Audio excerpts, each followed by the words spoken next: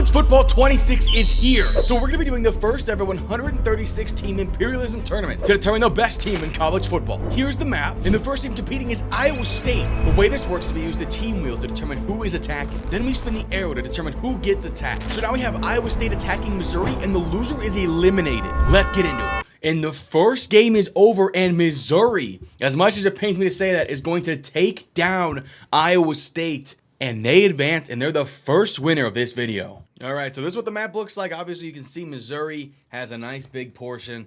They've taken over a lot of Iowa. Let's get into the next matchup. Next up, we have Rice, and we're going to get a mid-major matchup as Rice goes to Texas State. And here we go. Rice has the ball down by 4, driving.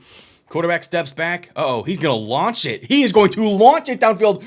Almost picked off. All right, 3rd and inches. They do need a touchdown. A field goal does them no good, but they only need a couple inches to get the first down, so I don't know why they're not trying to get that right. Oh, there they are. Great run.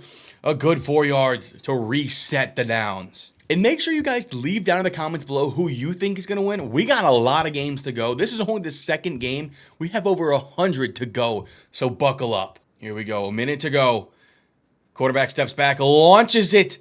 Down the, oh, we got it deflected again. Here we go. 2nd and 10. Rice really has to make something happen across the middle, and he drops it. Rice is going absolutely nowhere through the air. Here we go. Little screen pass out. Can he make a man miss? He can't, and they go for a loss. It is 4th and 11. Rice's game and the season and their spot in the video is up for grabs right here. Here we go, 4th and 11, drops back, launches, wide open down the seam. Rice stays alive. They call their second timeout. Here we go, 1st and 10. Rice still has a timeout, but they really like to score. Up the seam, deflected again. He is throwing some dangerous balls. Here we go, 2nd and 10. Over the middle, he drops it. Oh my God, it was a bad throw in the first place, but he dropped it. Here we go, 3rd and 10. Quarterback steps back. Back shoulder fade. He's wide open. Oh, he mossed him. Oh my God. And he hit him with the salute. Oh my goodness. And Texas State has 15 seconds to get a field goal or the game is over. Texas State, 13 seconds. They do have all 3 timeouts, but they have to get into field goal range. This is going to be a very tough drive for Texas State. Across the middle. Timeout. 9 seconds to go. You have to go pretty much 40 yards, I think, 50 yards in 9 seconds. That is a hell of a play. Gonna launch it to the sideline. They're gonna get a couple yards. He doesn't even get out of bounds. 3 seconds at the 37. They're gonna launch up a Hail Mary. Here we go. The final play of the game. Oh, he doesn't even get the ball up. And Rice comes into Texas State, and we see our first road victory. Now, if you watched this video last year, you understand home field advantage is very important. All right, our next matchup is with the new look Colorado Buffaloes. And because they're attacking directly east, we're going to get an in-state rivalry between Colorado and Colorado State. All right, here we go. The Rocky Mountain Showdown. Colorado is on the road, but they are favored. Here we go. Colorado State has the ball down 4. They are driving here. Fowler Nicolosi gets it down a 3rd and 6. They need a touchdown. A field goal does them no good. Here we go. 3rd and 6. Clock ticking. Colorado State does have all 3 timeouts. They're electing not to use them. Loads up over the middle. Oh my God. They're already almost in field goal range, but Rocky Beers is hurt. That is horrible. That's a sick name, though. In Colorado, too. Shout out to Coors. The Rocky Mountain Showdown is going all the way down to the wire. You wouldn't have it any other way. This is what Imperialism is all about. Here we go. Fowler Nicolosi loads up to this. Oh, he did catch it. For some reason, I thought it went off his hands. They call their first timeout. Here we go. Motion out of the backfield. Fowler Nicolosi down the sideline to the end zone. Oh, almost picked off. Here we go. Across the middle. Didn't get the first down. 4th and inches. Under a minute to go. Are they going to call a timeout here? Here we go. The game on the line. Across the middle, and they're going to get the first down. Clock's going to stop. Colorado State calls their second timeout. They're driving. And if they do score, they're not going to give Colorado much of a chance to tie this game. Here we go. Fowler Nicolosi loads up. Across the middle. Colorado State calls their final timeout. 24 seconds to go. This is going to be dangerous for the Rams. Here we go. Up the seam. He's wide open. Colorado State takes the lead. Here we go. Down the sideline. What a grab. Colorado. They just need a field goal, and that was a great start. Here we go. Colorado. Caden Salter across the middle. They're already across midfield. 10 seconds to go. They still have a timeout. They only need a field goal. One more play like that, I think they're going to be in field goal range. And we're going to be headed to overtime. And they're running it. They are definitely already in field goal range. What a run! And they're going to call their final timeout. This is a chip shot. What a play call by Primetime. Here we go. And we're going to overtime in our third game. This is going to be a hell of a game. Here we go. Colorado State just going to get it off to the halfback. 3rd and 3. I wonder if they take their 3 or they go for it on 4th down. This is going to be a very interesting overtime here. Here we go. Colorado State. 3rd down. Is he going to get sacked? Fowler Nicolosi's going to take off. And he's going to get the first and then some. Colorado was this close to sacking him and forcing a field goal, but he got away, and Colorado State stays alive. Here we go.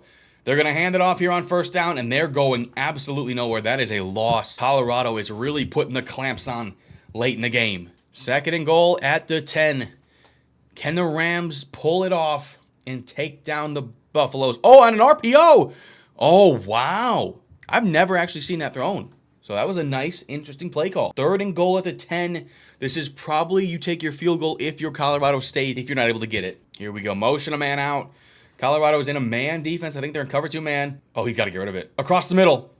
4th and goal at the 2. I think they kicked the field goal, but that is a great defense by Colorado to hold them. And they're going to kick the field goal here and go up by 3. This forces Colorado to have to score, but I don't know if I like that call. I don't know. Here we go. Caden Salter in the Colorado offense. Let's see what happens here. Motion a man out. Salter steps back. He's going to look to the halfback, and we're going to get a couple yards here. That was a great play. Good 7-8 yards. Oh, RPO out to the flat. What a play call. Colorado is inside the 5, and they are in striking distance. Here we go. Salter steps back. Fade. Colorado comes in Colorado Springs to win the Rocky Mountain Showdown and keep their hopes of winning the Imperialism alive. So now taking a look at the map, Colorado easily has the most amount of land on the map. And we still have a long way to go. Next up, we have FAU. And because they're attacking directly north, they're going to be taking on UCF. And here we go. UCF has the ball down 6 at home against FAU. Just under 2 minutes to go. They have 1 timeout left. Out of the backfield, this is going to be a big gain. A nice 1st down on the first play for Taven Jackson, the former Indiana quarterback. Here we go. 1st and 10. Little fake, oh, they tried to go outside. That was a bad play call. Steps back, hits the flat. Not going to get, oh, he's going to get the 1st down, though. Marcus Burke. Oh, my God, hit him with a UCF. Holy hell. Almost at midfield. The field goal does them nothing. Obviously, they need a touchdown. Going to throw it out wide. Going to get overthrown. Here we go. Over the middle, across the middle, up the seam. He's still going. A huge gain. UCF still with a timeout left. 50 seconds to go. Already across the 40. Here we go. Takes it back. He's going to sling it. I don't know UCF's quarterback. UCF. Oh, it's Taven Jackson. I keep forgetting. That was a hell of a play. UCF is marching inside the 25 with 35 seconds to go in a timeout. They just need a touchdown. Here we go. Taven Jackson across the middle. Not going to get the 1st down. They're probably going to call their final timeout. 30 seconds to go. Here we go. Oh, they're going to hand it off. Why are they handing it off in this situation? That was a horrible play call. They don't have any timeouts either. Here we go. 10 seconds to go. They need a touchdown. They don't have a timeout. Oh, Taven Jackson lets it rip, and he's going to catch it, I think. He did catch it. 3 seconds to go. I think FAU is going to win the game. And they are. The clock runs out. FAU comes into the bounce house and takes down the Knights. What an upset. And next up, we get our first taste of ACC action with NC State. And because they're attacking directly east, they're going to take on East Carolina. This is a rivalry game. NC State does have the upper hand, but as we've seen, it's tough to win a game on the road. Here we go. 3rd and 6. NC State has the ball down 1 against East Carolina. This is going to be a very good comeback. A rivalry game comeback. A little play action here. Going to launch it down the seam, and he's going to hold on. CJ Bailey. NC State just needs a field goal, and they are in range. I'm surprised East Carolina isn't calling timeouts, but NC State's just going to run it out. What a juke move. The fact that they got any yards on that Hollywood Smothers, hell of a run. And they're in hurry up. They're in field goal range. I don't understand why they're, what the hell? What are they doing? That was the game. Oh my God, they're in hurry up. Do they not realize they just need a field goal? Is their kicker terrible? Handoff 3rd and 7. Gonna get, oh my God, 4th and 1. Timeout East Carolina. If I'm NC State, I'm going for it. Oh my God, that's so soft. Here we go. East Carolina just needs a field goal to win. They have 2 timeouts in over a minute. They're going to run the ball. They got a couple yards on that play, but I don't really understand the play call They are in hurry up, though, so, again, they should be moving the ball pretty quickly here. Uh-oh, he's going to get sacked. He's going to get sacked. He took way too much time. East Carolina calls their second timeout. Here we go. Oh, he's going to get sacked again. 4th and 18. They are killing the clock. 4th and 18. They got to get this or the game's over, and they're not going to get it. They're going to check it down, and North Carolina State is going to win the game. Next up, we have Fresno State, and they're going to be attacking to the northwest, meaning they're going to take on San Jose State.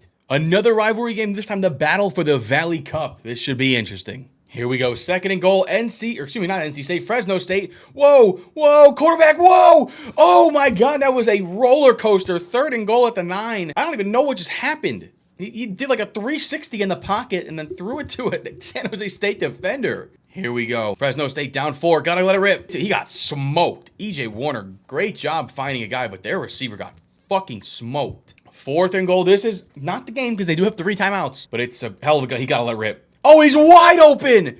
And San Jose State failed to cover the out route. They go down by 3. Here we go. San Jose State motion. They just need a field goal to send the game to overtime. Just gets it out. They do have all 3 timeouts. They're going to use one there. Here we go. Steps back. Again, just going to take the check down, continue to get first downs. They only need a field goal, so they don't necessarily need the chunk plays. Here we go. 1st and 10. Again, just going to take the check down, get himself a couple yards. They're down to 1 timeout, though. The clock is ticking. 30 seconds to go. Can San Jose State pull this off? This is going to be a tough one. Egan steps back. Again, just going to take the check down. He's going to get out of bounds, too. Malachi Riley, what a great play. Almost at midfield. They probably just need another 20 or so yards to send this game to overtime, because Fresno State is sitting way back in coverage. Here we go. Egan steps back. Has all the time in the world. Just going to take his check down, though. Only going to get a couple yards, and they're going to call their final timeout. San Jose State's in a dangerous spot right now. 4-man rush, steps back. Egan steps up in the pocket. He's going to get sacked. That is not good. Oh, my God. 10 seconds to go. Are they going to get another playoff? Oh, I don't think they're going to get another playoff. I think Fresno State's going to come in to San Jose and take down the Spartans. And we're going to get our first Big Ten action as we land on Oregon. And because they're going straight north, we're going to get a Civil War battle between Oregon and Oregon State. Here we go. The Civil War. This should be a good one. And Oregon is going to blow out Oregon State. This one wasn't even close. We might see, no touchdown. But Oregon is going to win this one by 3 possessions. And now Oregon has the biggest amount of land on the map. They control the entire state of Oregon. And we've seen 6 games, and we have seen a lot of road wins. Way more than last year. All right, we got Ball State next. And because of the way the arrow is, we're actually going to get a Maction battle as Ball State takes on Bowling Green. Bowling Green down by 3. They just need a field goal to tie it. They're already at the 30. Here we go. Pine slings it down the sideline. They're inside the 5. Bowling Green, they just need a field goal, but they might take the lead. Here we go. Pine hands it off. He gets outside. Bowling Green is going to take the lead. Here we go. 40 seconds to go. Ball State has all 3 timeouts. They're going to need all of them. They have to score a touchdown, no field goals to stay alive. Here we go. 16 seconds to go. They let it. Oh, he let it fly. Why not let it fly? What a grab. Timeout, Ball State. Inside the 40. They have 2 timeouts left. They let all the clock run out for some reason. Here we go. Out to the flat. Up the sideline. They're going to call another timeout. 5 seconds to go inside the 25. Here we go. He lets it rip down the seam. Timeout. Oh my God. 1 second to go. This play will determine the winner of the game. It all comes down to this. What a game. Slings it. Got it. Ball State takes down Bowling Green. I'll be honest, we got NC State next. I'm shocked we've pulled not only one team twice, but they're both on the attack. And the arrow is going to the northwest, so they're going to take on North Carolina. A huge rivalry game. This one should be good. Here we go. 2nd and 11. NC State. CJ Bailey needs to lead another comeback across the middle. And they get the first down. Bailey steps back, slings it down the middle. NC State is going to score! Wow, a speed burst! A 67-yard thunder bomb from Bailey! Wow! Here we go. Just over a minute to go. North Carolina just needs a field goal to win. Can Bill Belichick survive his first test? Oh my God, he got smoked! Brandon Cleveland, timeout, North Carolina. Here we go. They're just going to hand it off. Wow. Oh my God, he should have cut it back, but there was a nice run for 4 yards. 3rd and 12. It looks like we're going to go to overtime. I'm surprised NC State isn't calling a timeout here. 40 seconds to go. 3rd and 12. Steps back. Oh, he's going to get sacked. He's going to take off. He's going to take off. And he's going to get the first and then some. North Carolina calls their second timeout. 30 seconds to go. Gio Lopez already almost at midfield. Here we go.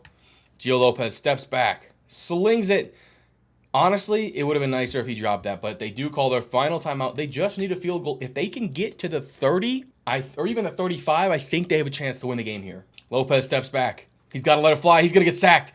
He's going to get sacked. We are going to go to overtime. Here we go. Overtime 1. North Carolina gets the ball motion out of the backfield. They're going to hand it off anyways, and they're going to go absolutely nowhere. 2nd and 10. Here we go. Another, fake handoff. Gio Lopez slings it out to the sideline, and they're going to get a first down inside the 15. That was a very risky play, but I like the call there. Here we go. A handoff. Oh, no, and a read option. Oh, my God. Literally, Gio Lopez throws that ball. They might have a touchdown there, but he still managed to get 7 yards. Down to the 7. Here we go. 2nd and 3. It's going to be a handoff. Yep, I knew it. I could tell by the play design. 3rd and 6. North Carolina, they better be careful, or they're going to be in a rough spot. Here we go. Motion out. Lopez steps back. He's going to take off. He's going to get out of there. He doesn't get the first. 4th and inches. North Carolina has a decision to make.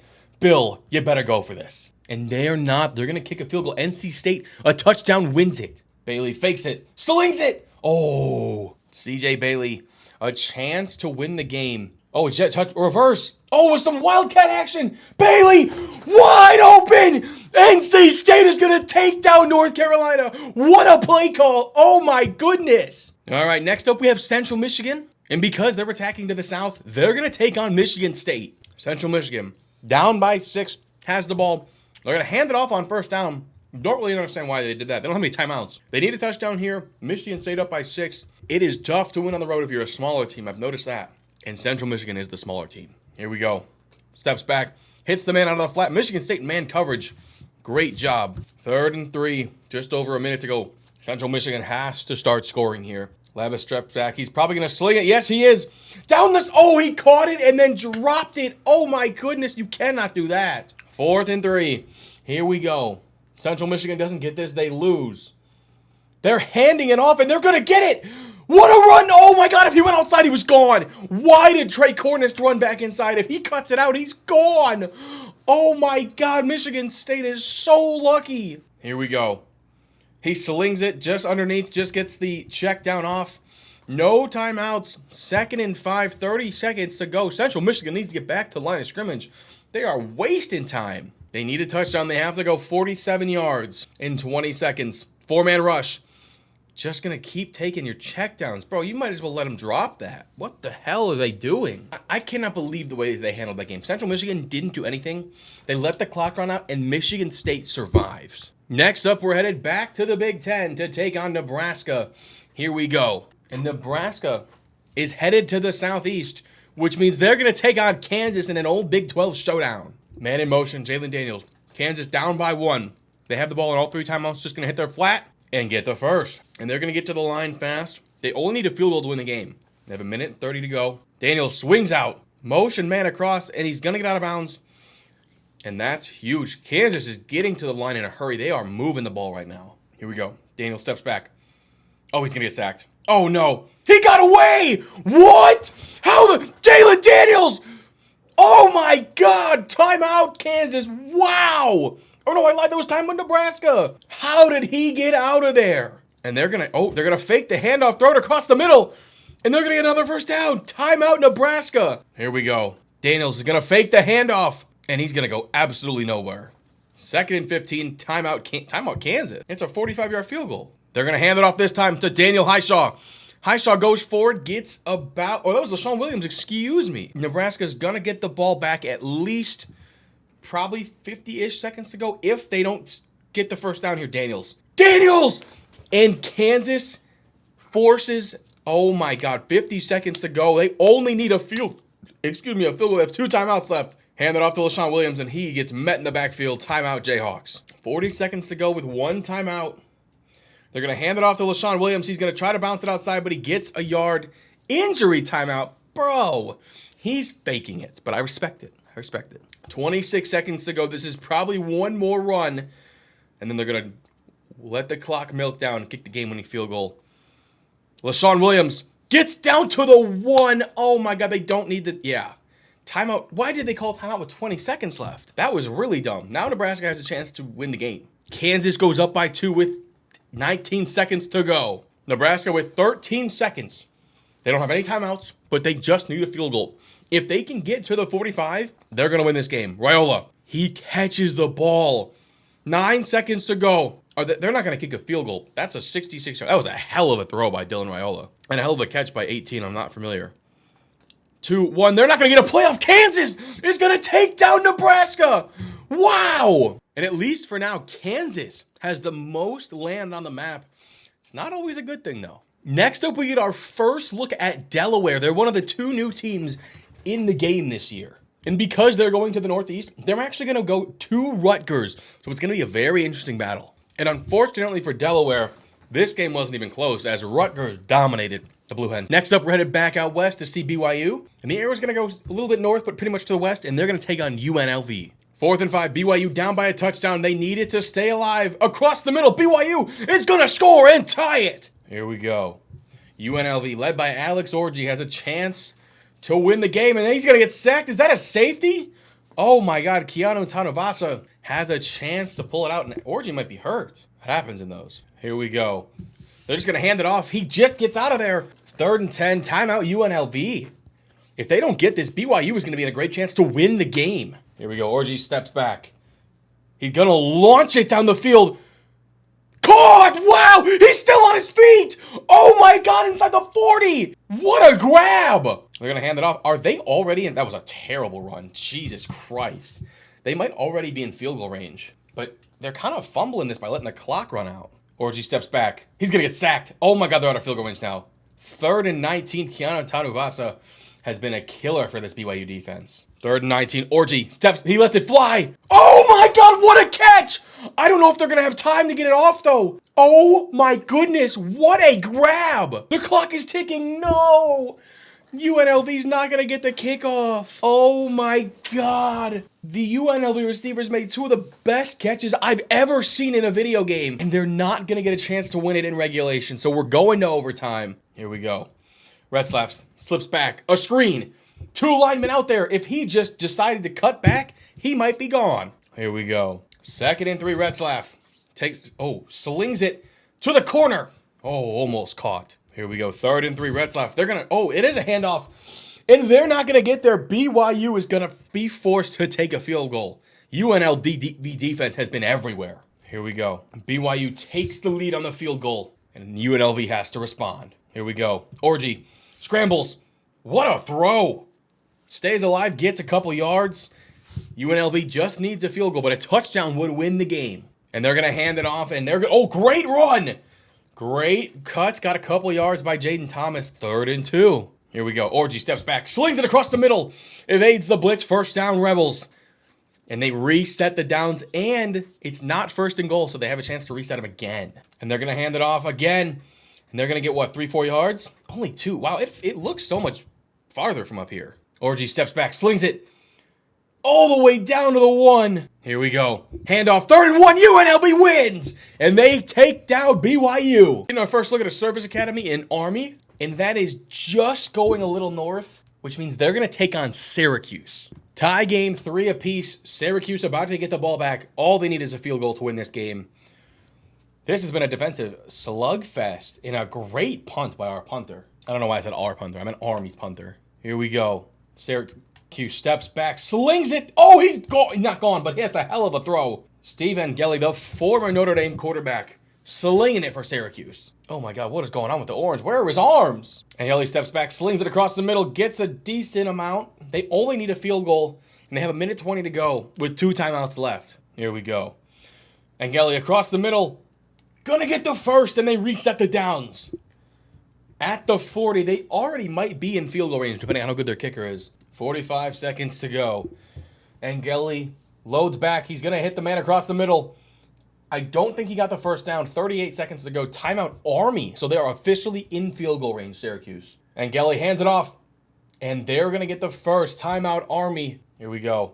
Angeli steps back, throws it to the sideline. They're going to call nobody's going to call timeout? What the hell? Syracuse calls a timeout. 15 seconds to go. They have one left. I wonder what they do with it. Army's middle linebacker has his Hall of Fame or his Heisman ability activated. And they're going to hand it off. He's about to get lit up. And Army calls their final timeout with 12 seconds to go. 3rd and 6. Syracuse has one left. What do they got in their bag? They're just going to hand it off. Get a couple extra yards. 4th and 1. They should call a timeout. Please tell me they call a timeout. If they don't call... Oh, thank God. I was about to freak out. Here we go. Syracuse for the win. And he drilled it. My camera went out there. It doesn't matter. Syracuse knocks off Army and survives. Next up, we're headed back to Indiana to see Purdue. And they're going to be attacking to the southwest, which means they take on Illinois. This is another rivalry game. A battle for the cannon. Let's see what happens. Purdue has a chance. Down 3 here at Illinois. Heisman ability activated in the backfield. They're going to hand it off. Probably should have bounced it outside, but still got 5 yards. Devin Maccabee. They got 2 timeouts. 1:45 to go. They only need a field goal to tie this game, send it to overtime, and that's where everything can happen. Here we go. Another handoff to Purdue. Maccabee not able to go anywhere. 3rd and 5. This is not looking good for Purdue. They're going to have to sling the rock. Another Heisman ability activated at left tackle, so that's good. Slings it up the seam, and Purdue is in striking distance. They call a timeout. Ryan Brown, what a throw. They're going to go another handoff. I'm shocked at the amount. Maccabee's trying, but he can't go anywhere. There's no push by the offensive line. They're going to have to sling this ball, Ryan Brown. Maccabee does not get the ball this time. They sling it out, get out of bounds. 3rd and 4 for Purdue. Here we go. What does Purdue have in store? 3rd and 4. Gonna sling it out. They're gonna get the first. Great block! Wow, great job by Purdue. Here we go. Across the middle. Dropped it. That's honestly ideal. 15 seconds to go. It's a 42-yard field goal. I think Purdue was already in field goal range. I could be wrong, though. We'll know based on this play if they hand it off or not. And they do. So Purdue is already in field goal range. And they're going to call their final timeout with 12 seconds to go. And we're headed to overtime. Here we go. Illinois called the timeout to try to ice the kicker. Let's find out if it worked. It did! He pinned it off the upright outside. Illinois is going to survive. Purdue goes down. And we're going to get our first look at Northwestern as they're going to attack to the southwest and take on NIU. And Northwestern just got a first down. And it looks like they're going to kneel it out and take down NIU. A very tough game for the Wildcats. All right, we're landing on Iowa. This is the first time we've landed on them. In Iowa, because they're attacking to the northwest, is actually going to attack Wisconsin. So we're getting a Big Ten showdown. This is going to be a huge one. Whoever wins this probably has the most land in the map. A rivalry game here, the battle for the Heartland. It's going to be a good one, boys. And I'll be honest, Iowa whipped Wisconsin 17-7. And they're going to advance, and they're going to take a massive chunk of land. And next up, we have Notre Dame, who are attacking to the northwest, and it's just going to hit Western Michigan. So it's going to be a tough game for Western. Here we go. Notre Dame up by 4. Western Michigan has the ball across the middle. 3rd and 5. They have 2 timeouts. Brock Lowry, nice throw. Here we go. 3rd and 5. This is 4-down territory, and they have to score a touchdown. Uh-oh. Throws it to the safety valve. And Jalen Buckley gets a nice set of yards. They call their second timeout, down to 1:10 to go. Western Michigan, if they could take down Notre Dame, that would be an unbelievable upset. Lowry steps back. He's got to get rid of it. He's going to take off. He's going to take off, and he's going to get close to the first, 2nd and 1. 45 seconds to go. Inside the 15. They're going to hand it off to Jalen Buckley to get the first, and the clock is going to stop. Here we go. 23 seconds to go. Western Michigan has to make something happen. Gonna let it rip. Down the middle. Down the middle! They're up by 3. Here we go. Can Notre Dame come back? 20 seconds to go. All 3 timeouts. They just need a field goal to send this game to overtime. I cannot believe Western Michigan is winning this game. Notre Dame, if they lose this game, this would be the biggest upset so far. But that's the beauty of imperialism. You never know who can win on any given day. Here we go. 15 seconds to go. They got to go probably 40, 30 yards across the middle, and that's incomplete. Here we go. 8 seconds to go. Notre Dame slings it. Oh! 4 seconds to go. 4th and 10. It's got to be Hail Mary. You never know what can happen, but this looks pretty tough for Notre Dame. That was a terrible play. Western Michigan. I cannot believe Western Michigan just won this game. They took down one of the biggest contenders. And this is what imperialism's all about, baby. Shout out to Brock Lowry. Next up, we got South Carolina. And they're attacking pretty much directly south, which means they're going to have to go to Georgia. We got another big rivalry game on board, boys. This is going to be a hell of a matchup. Here we go. Georgia taking a 50-something yard field goal for the lead. And now South Carolina has just over a minute to tie the game. Here we go. South Carolina down by 3. Slings it across the North Cellars. Minute 5 to go. 2 timeouts for the Gamecocks. They only need a field goal to send this game to overtime. But a touchdown would eliminate Georgia. Gonna sling the rock. Cellars. Oh, he got the ball knocked out. Gonna run the option, and that was a terrible play call. 4th and inches. They only need a couple yards, but I wonder what they do here. Lenore Sellers, he's going to get sacked. He's not even getting it off, and Georgia is going to take down South Carolina. And we get to see Iowa again. And they're attacking directly west, which would have meant Iowa State, but they're going to take on Missouri instead. And Iowa just scored another touchdown. They're going to beat Missouri 37-20. Oh my God. And with that win, Iowa now has the most land on the entire map. We're going to get a chance to see Mississippi State for the first time. And we're going to get another SEC showdown as they're going to take on Ole Miss. We're getting an Egg Bowl matchup. This is going to be a good one, boys. Here we go. Ole Miss up by 6. And they're going to... Why are they throwing the ball? They just have to let the clock run out. Here we go. They're going for it. 3rd and 11. They're up by 6. Do they realize that? He threw a duck. And it was... Oh, picked off out of bounds. Oh, my goodness. Ole Miss is going to punt it back. And Mississippi State had a hell of a run. Here we go. 49 seconds to go. They have 3 timeouts to go. Let's see what happens here. Slings it. Shaping. Sideline. Oh, my God, Ole Miss. Mississippi State takes the lead. Here we go. Ole Miss. All 3 timeouts. They just need a field goal. I don't know what their quarterback is doing. Why would you... Oh, my God. Why are they... What is this play calling? Lane Kiffin, man, figure it out. 37 seconds to go. He's going to get sacked. Oh, my God, they're down to 1 timeout. Ole Miss is fumbling the bag big time. Here we go. Oh, got sacked again. 4th and 22, 1 timeout left. Mississippi State. What a comeback and what a way to play. Here we go. Gonna let it fly. Caught, but it doesn't matter. Mississippi State is going to walk into Oxford and take down Ole Miss. We're headed back out west. Going to see Oregon again. And the way the arrow is going, it's going southeast. They're actually going to hit Nevada. And unfortunately for Nevada, Oregon is able to come in to Reno and take down the Wolfpack, ending their run. And it's still early, but we've seen Oregon pass a couple big tests. We've seen some favorites get out early. Oregon seems like they might be the favorite to win it all. Going to get our first look at Georgia Tech. And they're attacking pretty much directly north, which means they're going to attack Kennesaw State. And in our biggest blowout so far, Georgia Tech almost 40 balls Kennesaw State. Wow, so they made a big statement on the road. We're going to get our first look at Duke. Now, Duke, if you remember, is pretty much surrounded by NC State.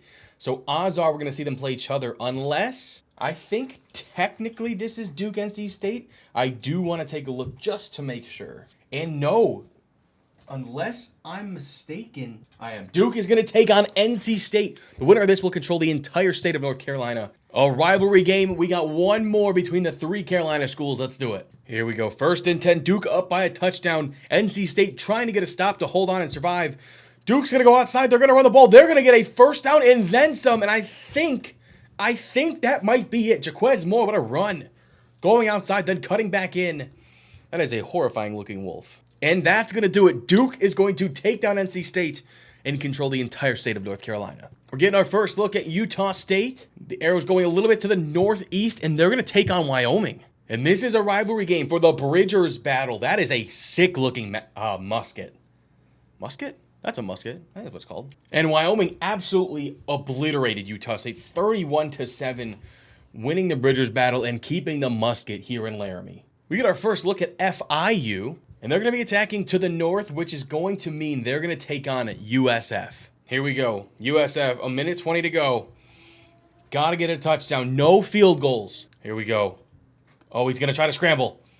He's going to get out of there, and he's going to get a first down for Byron Brown. Here we go. Fake the handoff. Going to go outside, just get a couple yards, and not get out of bounds. That is unfortunate. They're going to call a timeout, I think, here. They're not. They're going to let it ride. Here we go. Brown steps back, launches it down the sideline. Caught! Wow! Timeout, USF. They're inside the 25. Here we go. Brown steps back, launches it to the sideline. They're going to have to call their final timeout. Here we go. Brown launches it. Corner of the end zone. Oh, my God. Broken up. Here we go. Brown launches, corner of the end zone. Oh my God, 8 seconds to go, 4th and 6. This is the game, folks. Here we go. 4th and 6. Brown just threw it at the ground. That was very anticlimactic. All right, we're going to get our first look at Marshall, who, because of the arrow, is actually going to take on James Madison. So this is going to be a very interesting mid-major matchup. Marshall has the ball up by 2, trying to run out the clock and take down James Madison in their own building. They're going to run the ball here. Going to get maybe a yard or 2 or 3. Okay, we like it. Here we go. Going to throw it on 2nd down. Oh my God, Marshall's going to score. And Marshall is going to take down James Madison. Wow. Next up, we got Georgia. And because of the way the arrow is landed, we're actually going to be seeing them play Georgia Southern. And in a shocking turn of events, Georgia Southern upsets Georgia. So we've now seen 2 top 5 teams get eliminated by mid-major teams. Wow. Next up, we have Louisiana, who's going directly south. Actually, it's a little bit to the left. We're going to have Louisiana play Houston instead. Here we go. Louisiana just punted the ball back to Houston. Houston down 3, doesn't have a timeout left, just over a minute to go. Can Houston pull off the comeback? Let's find out. Steps back, tipped at the... What the fuck was that? Connor Weigman, that ball was kicked around, batted. That was everywhere. Weigman steps back across the middle, just going to hit his check down. I don't know what they're doing. These play calls are garbage. Here we go. Weigman, 3rd and 3. Launches down the seam! And they're inside the other team's 30. Louisiana's 30. Here we go. Under 30 seconds to go. They need a field goal. They're not in field goal range yet, but they are close. Weigman drops back. They only need a field goal, so they might be in field goal range now as there is only a 48-yard field goal at this point. 2 seconds to go. They're not going to get a playoff. Why didn't they get up to the line? And Louisiana takes down Houston. And we're headed to Rocky Top to get our first look at Tennessee. And we're going to get an in-state battle as Tennessee heads to take on Middle Tennessee. And even though Middle Tennessee State was up 6-0 in the 3rd quarter, Tennessee blew them out in the 2nd half to advance and survive. Georgia Tech back on the offensive. Last time we saw them, they had a dominant run. And because of the way the arrow is pointed, we're actually going to get a Georgia Tech versus an Auburn game. Georgia Tech down by a touchdown. Just got the ball back, pinned inside their own 10. They don't have any timeouts. They have a minute to go. Stadium Pulse is absolutely rocking right now. Let's see what Haynes can do. Gets it outside, and that's a great start. Haynes King, a huge play to start the game. Or start the drive, excuse me. There we go. Good start. They have to keep it up. King loads one down the middle. He's gone. Georgia, oh, he's not gone. Oh my God, he got caught. Great job by the Auburn DB. They're inside the red zone. Here we go, 45 seconds to go. What else does Georgia Tech have in the bag? King. I think he's going to take off. He's going to take off. He's going to put his head down. He's not going to get the first. The clock will not stop. Here we go, 18 seconds to go. The clock is ticking. Georgia Tech. Haynes King unloads. Tie game. I completely missed it because I thought they were going for the extra point. Georgia Tech went for 2 and didn't get it. Oh my God, what are they doing? Auburn is going to survive. Holy shit. We're going to get our first look at Texas A&M, who's going to be attacking Louisiana because of Louisiana's win over Houston. As you can see, this arrow goes that way. You take it, and you go up, and it hits it right there. And Louisiana never really got close. Texas A&M comes into Lafayette and beats the Raging Cajuns 14-3. Fresno State again, and this time they're going to be attacking in which direction? They're going to be going to the southeast, which means they're going to be attacking UNLV, and they're going to have a big chunk of land if they manage to win that. UNLV down 3, little RPO action. Does not get the first, though. They do have all 3 timeouts. Alex Orji's managed this drive fairly well. 3rd and 1, though, under a minute and a half to go. Here we go. Fake the handoff. Blitz comes. They got 2 spies for Orji. It doesn't even matter. He uses the lineman as a barricade. A minute to go. Right now, this is a 53-yard field goal. Orji strikes across the middle. Timeout UNLV. They're in field goal range. Now, can they get the touchdown and win the game? Orji motion a man across. They're going to hand it off. Bounced it outside. Oh, great run for Jaden Thomas. 5 yards. Here we go. 2nd and 5. Orji in the backfield. They're going to hand it off again. Why are they running the ball 3rd and 4? They only have 1 timeout left. Are they just conceding the fact that this game is going to overtime? Or why aren't they trying to win the game? 27 seconds to go. Let's find out. Orgy. Gonna scramble a little bit. He's gonna take off. Alex Orgy! He walks in for a touchdown down the sideline. Here we go. 15 seconds to go. Fresno State has all 3 timeouts. They're gonna need to use he knocked it out. Down to 12 seconds. Here we go. UNLV. A chance to win. Fresno State loads up. Across the middle, they're gonna call a timeout. 8 seconds to go. EJ Warner, you gotta take some shots, big fella. 8 seconds to go. They're in Hail Mary. Unloads. Sideline. What a grab! Wow! 2 seconds to go. UNLV, this is a chuck to the end zone. We all know it. 3-man rush. He's going to unload. Unloads a bomb. Oh, it was picked off. I thought it was caught. Oh, my goodness. And UNLV is going to survive. We're going to get our first look at Tulsa, who's going to attack directly east, and they're going to take on Arkansas. And Arkansas absolutely obliterates Tulsa.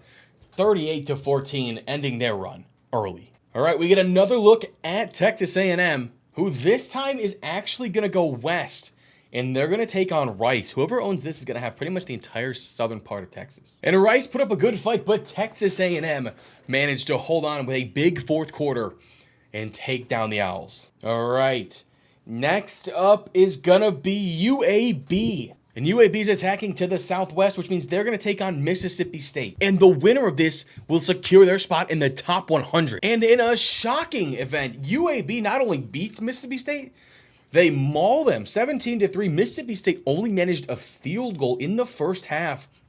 I am shocked UAB won the game the way they did. Who will be the first team eliminated in the top 100? It's either going to be ULM or LSU, as the arrow went directly down, and ULM, who's south of them, LSU. ULM started this game 10-0, but LSU obliterated them down the stretch to beat them 34-13. They outscored them 34-3 down the stretch. Next game, the Country Roads are taking us to West Virginia, and West Virginia is actually going to take on Akron. The arrow just hits that. It was either Akron or Ohio. Akron is closer. Let's see what happens. Here we go, West Virginia.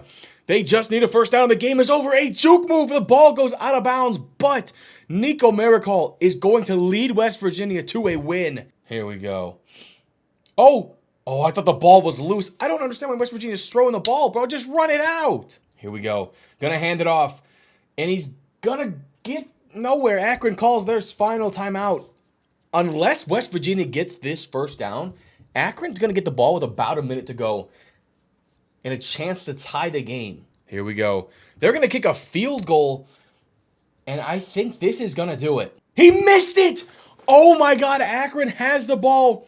They have to go the length of the field in under a minute with no timeouts, but they have the ball. West Virginia kept the door open. He lets it fly. 2nd and 8, going to get out of bounds.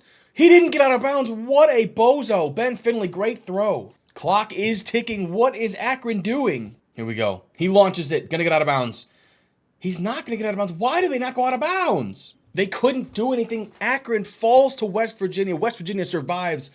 I cannot believe Akron fumbled the bag like that. Here we go. We're gonna get another school out east. This time we finally get to see national title contender in Penn State. And the arrow is pointing south, but technically that means it's gonna hit Maryland. So we're gonna get a Big Ten showdown here in this game. And this is our first rivalry game and a first Big Ten game in a while, so this is going to be a good one. And Penn State mauled Maryland. This was not even close.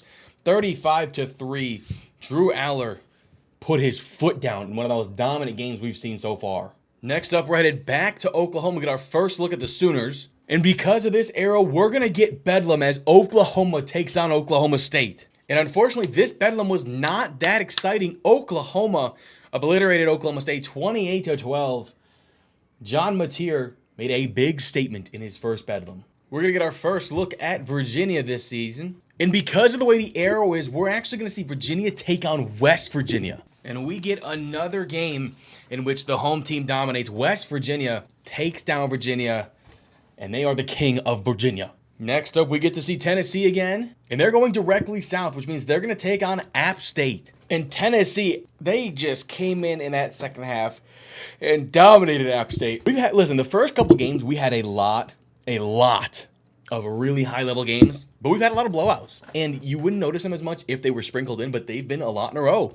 But listen, all we're doing is getting rid of some of these smaller schools, schools that really can't compete. Once these heavy hitters start playing each other, it's going to get really interesting. Going to stay in that region. We're going to get our first look at Cincinnati this year. And Cincinnati, based on this arrow, is going to play Louisville. So a Big 12 ACC game. It's going to be fun. And we're back with a rivalry game. This one, the battle for the keg and ales. I did not know about this. This is going to be awesome. And this, again, another rivalry game that wasn't very close. Louisville takes down Cincinnati to win the battle for the keg and ales. Next up, we get our first look at the final Pac-12 team in Washington State. And the arrow is going east, which means Washington State is going to take on Boise State. And Washington State absolutely blitzes Boise State on the blue turf to keep the Pac-12 alive. Headed back to Texas, we're going to take on UTEP. And because of the way the arrow is spinning, we're going to see UTEP take on Texas Tech. And another blowout, Texas Tech defends home field and obliterates UTEP.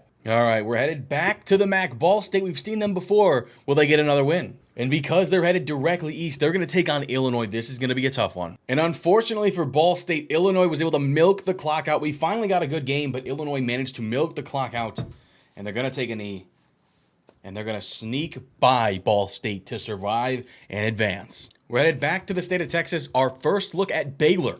Baylor's heading to the southeast, and that means they're going to take on Texas A&M. An old Big 12 showdown. It's going to be a good one. A rivalry game in the Battle of the Brazos. We're going to get a good one, boys. Here we go. Baylor up by 1 on the road at Texas A&M. A&M just needs a field goal to win the game. Marcel Reed throws it out to the flat. Oh, and this is going to be a great start to this drive. A&M has all 3 timeouts, but they're already almost at midfield. Here we go. Reed's going to hand it off. He's going to get met in the backfield. Here we go. 2nd and 11. Reed steps back across the middle. Just at midfield. A&M is not going to call a timeout. 3rd and 5. Just over a minute to go. I wonder what they're going to do. Here we go. 3rd and 5. A minute to go for Marcel Reed. Baylor brings a blitz. He gets the ball out, but it doesn't find a receiver. 4th and 5.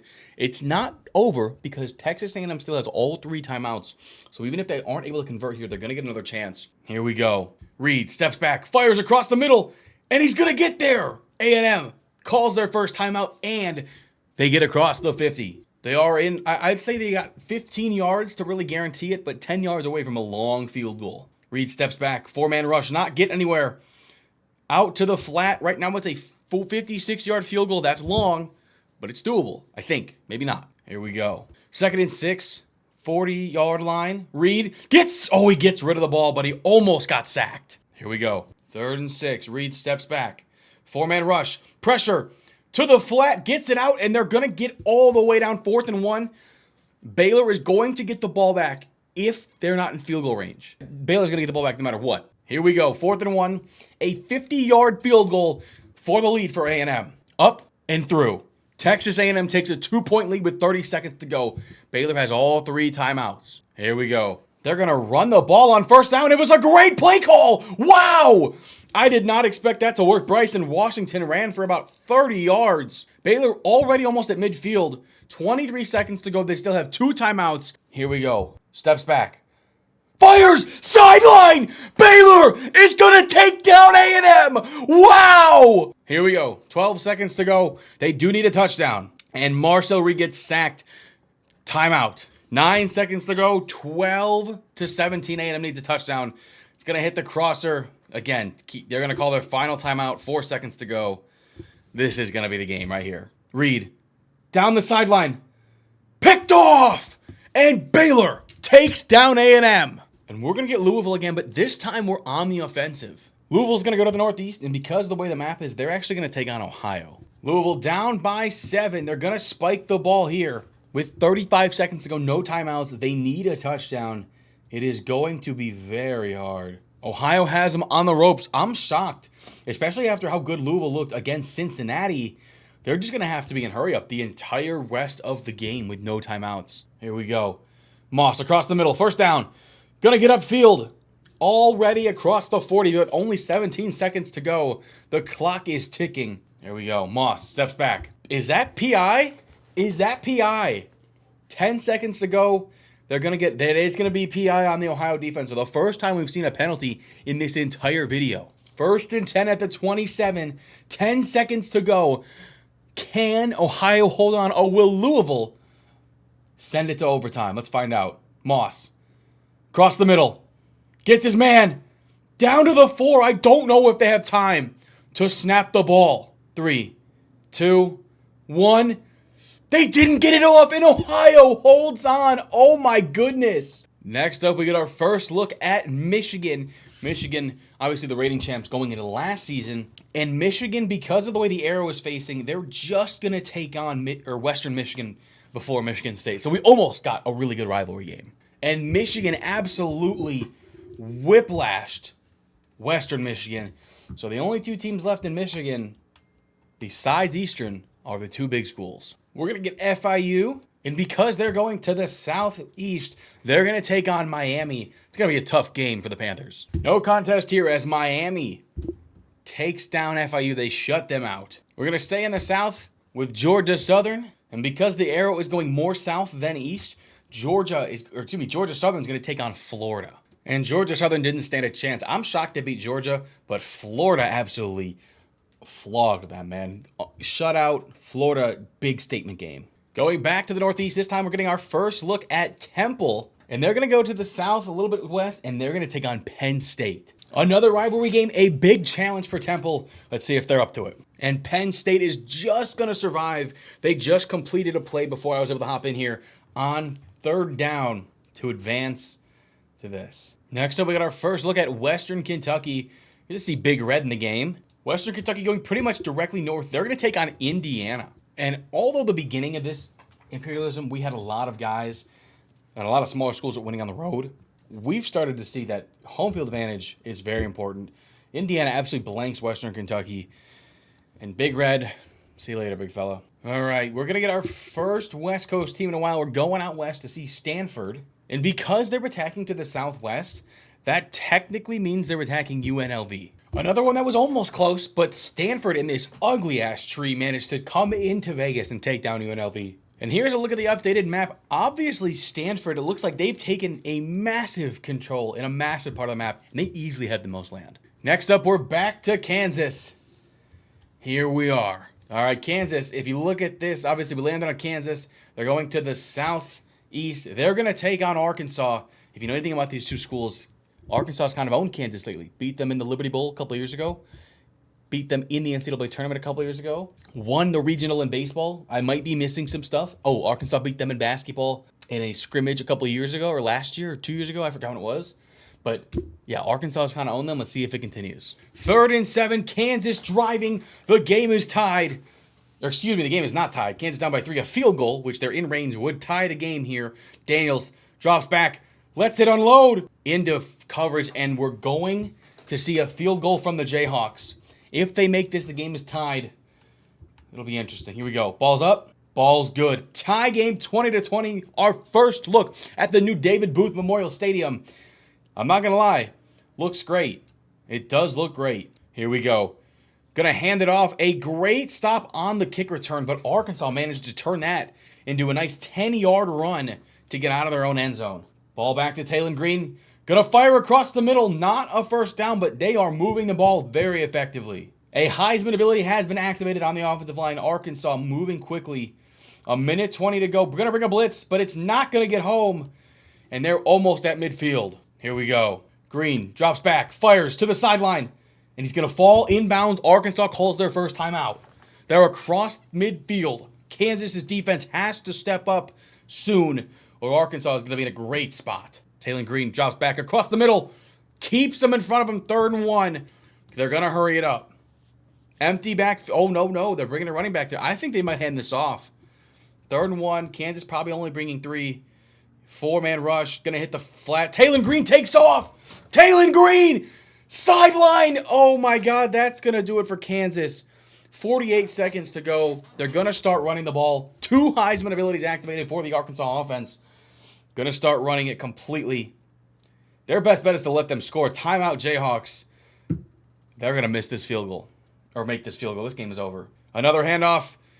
Still managed to get 2 yards. Even though he was hit in the backfield. What a run. A toss out wide. Going to get met in the backfield. But Arkansas has a chance to kick a game-winning field goal here with no time remaining. Kick goes up. Kick is in. Oh my, wait, did it hit the post? And now with that loss, Arkansas controls a lot of the Midwest, and they easily control the most amount of land on the map. We get our first look at Air Force, a team we have not seen yet. And Air Force is actually going to take on Oklahoma here. If you look at the arrow, goes southwest, or excuse me, southeast. And that from here, boom. It's going to be a tough game for the Air Force team. Oklahoma has the ball, down by 3 at the 50. Air Force has played fantastic football. Can they play just a little bit more? I don't think so. I think we're probably going to go to overtime. 53 seconds to go. It's a 58-yard field goal. Oklahoma has 1 timeout left. Air Force, I can't believe they're even winning this game. This is unreal. Great job by Air Force. Mateer steps back. It's going to be a catch. What a fucking grab. Oh my God, 31 seconds to go. Oklahoma, again, still has 1 timeout. They're going to get a field goal here. 22 seconds to go at the 28-yard line. We got a Heisman ability unlocked at the receiver position. Going outside, he's going to stay down. They're going to call their final timeout, and they're going to kick this field goal here. It's a 42-yard field goal from the right hash. And Air Force calls a timeout. Here we go. Did he ice him? Oh, he drilled it. He drilled it. Air Force is going to overtime against Oklahoma. Oklahoma starts it off with a run on first down. 2nd and 8. Jaden Ott did not go anywhere. Here we go. Another. Oh, a fake. Why? Oh my God, the speed of Oklahoma is really catching up now. Here we go. Mateer going to hand it off to Jaden Ott. Going to be met in the backfield. A great job by the Air Force defense. 2nd and 11. What does OU have in store? Motion across. Jet touch pass to the wide side, or excuse me, to the short side, and it's stopped in the backfield. 3rd and 13. Air Force. The defense from the Service Academy has been admirable. Here we go. Mateer steps back in the pocket. He has all day. Takes off, throws it out of bounds, and we are only going to get a field goal from Oklahoma. So a touchdown has a chance to win it for Air Force. Field goal is up, and it's through. Oklahoma just needs to stop. They went absolutely nowhere on that play. Here we go. 2nd and 13. Air Force pitch outside. Great job by the running back, but there was, just too many guys to go through. 3rd and 10. Here we go. 3rd and 10. They ran it again. Going nowhere. The Air Force offense has stalled out. We're going to get our field goal now. Timeout OU. They're using their timeout. Can they freeze out Air Force? Can they survive? I'm so shocked Air Force is even in this game. Kick is up, and it's good. We're going to double overtime. The ball is loose. The pitch. Oh my God. OU's going to win. Air Force fumbled the pitch. Oh my goodness. What a way to lose. What a fumble of an opportunity. Here we go. Virginia Tech, the final Virginia school we haven't seen play. And they're going to go northeast. And we're taking on Marshall. And Marshall got absolutely mauled. 30-0. There was absolutely nothing they could do to take down the Hokies. And this ugly-ass turkey dances on. Next up, we have Miami of Ohio. The first time we're seeing them. And they're going directly west, which means they're going to take on Illinois. It's going to be a tough game. Here we go. Illinois down by a touchdown. They have the ball. They have all 3 timeouts, just under 2 minutes to go. A good run to start the drive. Altmaier drops back across the middle. All the way to the 40. Oh my God, he ran all the way down. Luke Altmaier, great pass, catch, and run. 1:21 to go. They still have 2 timeouts. They just need a touchdown to win this game, or to tie this game. Handoff, backside, counter. Nice 5 yards. Minute to go. Altmaier. Down the middle. Altmaier, Illinois is going to tie the game. Here we go. 50 seconds to go. Miami of Ohio. They just need a field goal to win the game, and they're going to run it, and they're going to get a nice 9 yards to start. They call their first timeout. 2 timeouts left. 45 seconds to go. Oh, little RPO out to the wide side. Not going to get out of bounds, but going to get a first down. My controller disconnected. I don't even know what's going on anymore. My controller disconnected. Why is it? I gotta get batteries. Shit. I don't even know what's going on. Oh, they scored. What just happened? I have no idea what just happened. None. I need to see the replay. I don't know how Miami scored. We're going to see the replay together. I can't see the replay. Why can't I see the replay? Oh, here we go. Oh, they pressed him at the line of scrimmage. He was down. He burnt that Illinois corner. 24 seconds to go. Illinois needs a touchdown to tie. Here we go. Altmaier steps back to the flat. They have 2 timeouts. Going to get out of bounds. Get a couple yards. 2nd and 7. Here we go. Altmaier back in the... across the middle. He's going to hold on. 13 seconds to go. 1 timeout left. They have to go 67 yards. So I don't know what they're going to do. Altmaier steps back across the middle, almost picked off. 2nd and 10, 10 seconds to go. Man in motion. Miami looks like they're at a cover 2 man. Altmaier slings it downfield. Almost got it. Oh my God, he went up in a double coverage. 4 seconds to go. Here we go. Can Illinois mount a comeback? Can they answer a prayer? The ball was caught. Oh my God. But Miami is going to come into Champaign and knock off Illinois. Oh my goodness. Gonna get our first look at new look USC. And this is just going enough south so we get a USC UCLA matchup. It's gonna be great. The battle for the victory bell. We've had some great games lately. This one's gonna be just as good. And USC wins the battle for the victory bell. I might have accidentally skipped past it, but they won 14-0. UCLA was god-awful. Next up, we're gonna get Bordeaux's favorite team, Kentucky. Let's see if they get eliminated early. They're gonna be going southwest. And that's going to put them against Virginia Tech. It was almost a rivalry game against Tennessee. We're going to have to wait for that one. Here we go. Kentucky up by 6. Virginia Tech has the ball. Kyron Drones launches it. Corner of the end zone. Wow. And just like that, Kentucky is about to be down 1. Virginia Tech up by 1. Kentucky has the ball. They just need a field goal. A field goal wins them the game. Going to fake the handoff. Across the middle. And Kentucky is already almost at midfield. Calzada with a great throw. Here we go. Calzada into coverage. That was almost picked off. Calzada, 2nd and 10. Down the field. Almost picked off. Oh my God, 3rd and 10. They need to get down there. Calzada, down the field. What a throw. Oh my goodness, Calzada. Kentucky's at the 40. Here we go. A run play. Kentucky across the 30.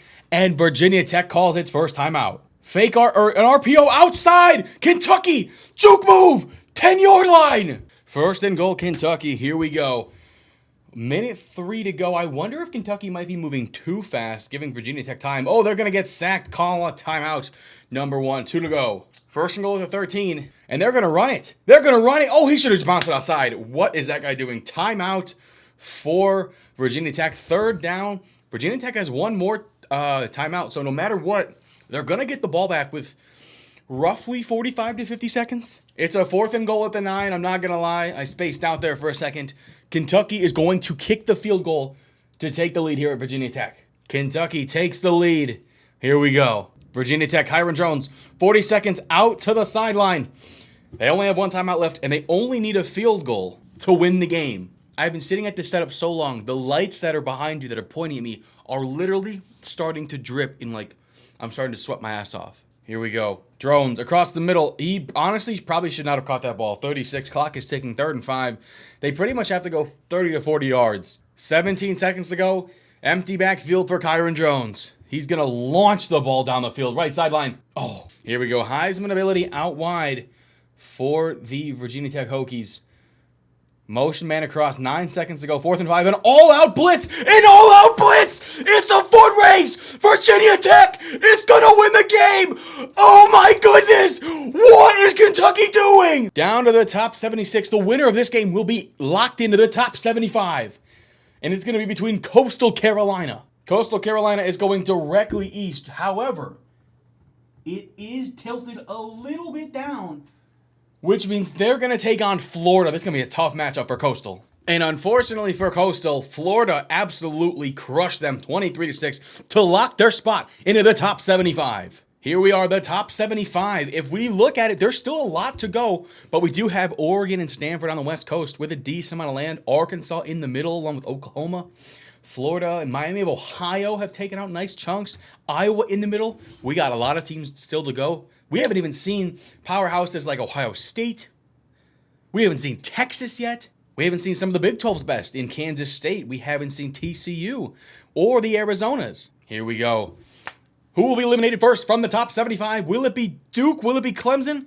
Who knows? Duke is going to the southeast. And because of the way the land is, Duke obviously over here on the right side, they can only go this way, and you follow it down. They're going to take on Florida again. And I'll be honest, boys, they scored 5 in the last 2 seconds of the game. They got a field goal, and then they got the onside. I don't even know what the hell happened. They got a safety and a field goal.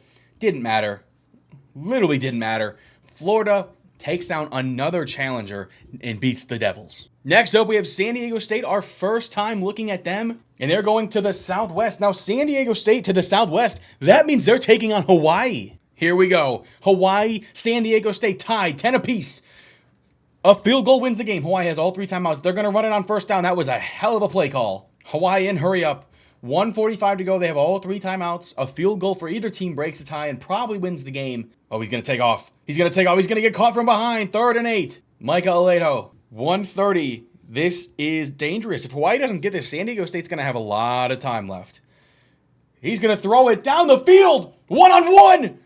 Swatted away. San Diego State's going to have all 3 timeouts in a little over a minute to go. 1:10 to go. Here we go. San Diego State almost at midfield already. They're going to run the ball, and he's not going to get caught in the backfield. He kind of made a terrible decision, Lucky Sutton did. Lost a yard, a minute to go. This gameplay has been atrocious, if we're being completely honest. He's going to launch it downfield. Almost caught. Here we go. 3rd and 11. Hawaii might get the ball back. 4th and 3. And they're going to punt. Hawaii's going to have all 3 timeouts and a chance to tie. Neither team wants to win this game. At the 26-yard line. Again, Hawaii needs about 40 yards. Gets it outside that. He is going absolutely nowhere. They're not going to call a timeout. Hawaii has 3. He's going to get outside. He's going to scramble. He's going to launch it. And he's going to drop it. 3rd and 8. They might give the ball back to... Oh, he's going to take off. He's got the speed to the 40. They're going to call their first timeout. 17 seconds to go. If they get another 20 yards, we're going to be in a great spot. I don't know why I keep saying we. I'm not playing. My hands are here. The hands are not there. He's going to take off. He's going to throw it. Picked off. Oh, my God. It's a pick 6. Oh, my God. San Diego State's going to win. Does he have the foot race? He doesn't at the 1. Oh, my God. Down at the 1. It wasn't a pick 6. They're not even going to go for it. They're just going to take their 3. He missed it. Oh, my God. He missed a 1-yard field goal. I cannot believe what I just watched.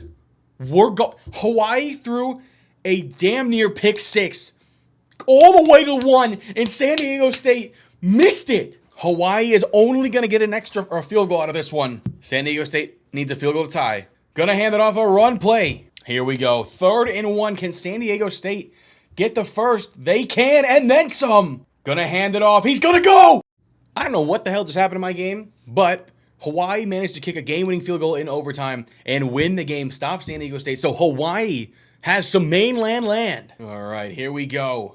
Who will be next? Are we going to get Tulane for the first time? I think we are. So our first look at Tulane, going to the north. I don't even think it matters because Tulane is surrounded by LSU on all sides. So Tulane's going to take on LSU. It's going to be a tough game for the Green Wave. A former SEC showdown, the battle for the rag. This is going to be a good one. This one wasn't close. Tulane scored twice in the 4th quarter, but LSU wins the battle for the rag 23-12 to take over most of Louisiana. And we're going to get Hawaii again, this time on the offensive. It's going to be fun. Hawaii is going to the southeast or west, but it doesn't really matter because the southwest to them is, I guess... Fuck it, we're going to make them play Arizona. Sorry, Hawaii. I don't know if that's a tough matchup for you or not, but you're playing Arizona. And even though Hawaii was able to keep it close, Arizona's going to kneel it out, and they're going to win the game, knocking off the only team not on the mainland. All right, and next up, we have Colorado again. We haven't seen them in a long time. We'll see who they play. In Colorado, because they're going south, is technically, from the start of the logo, is going to hit this Oklahoma piece. If whoever wins this is going to have the most land on the map easily. All right, here we go. Oklahoma up 3, has the ball. If Colorado gets the ball back, the game will continue. But if Oklahoma manages to win this, Colorado calls their first timeout. If Oklahoma wins this and manages to get a first down, they will advance into the top 70. All right, Arnold steps back. Oh, he's going to fly out. Mateer to the left. He's going to get stopped short of the first. Colorado calls their second timeout. 3rd and 2. Upcoming down is huge for Colorado. 3rd and 3, just short of midfield. John Mateer in the backfield. Let's see what happens. Are they going to call? They are going to not run the ball. Mateer slings it. Wide open. Colorado is going to lose. Oh my goodness. What a throw by John Mateer. All right, and here we go. Next up, we're going to head back to the state of West Virginia. And they're going to go to the northeast. My bad. I'm tweaking. And they're going to take on Penn State. So West Virginia and Penn State, a big rivalry game. It's going to come to a head here. And despite being tied going into the fourth quarter, Penn State rips off 2 touchdowns after a scoreless first half to take down West Virginia and advance to the next round. We're down to our top 69. Nice. The winner will be securing their spot in the top half. Kent State is going to go to the Northwest, which means they're going to take on Penn State because the arrow goes here, lands on Penn State, who's kind of surrounded this little conglomeration. The winner secures their spot in the top half. And if you made it this far, thank you so much. You're halfway through the video. You might as well stick around to see who wins the whole thing. It's going to be a battle. We've got some great teams left. We've got some sneaky championship contenders. Some teams that have upset some big teams. Kent State might be one of them. And unfortunately, Kent State was not one of them. Penn State handled business in back-to-back games against 2 challengers, and they secure their spot in the top half. This is what the map looks like halfway through. We haven't seen a lot of teams yet, but we have seen some good ones. Obviously, Oregon, Stanford, Arkansas, Florida, Texas Tech, Iowa.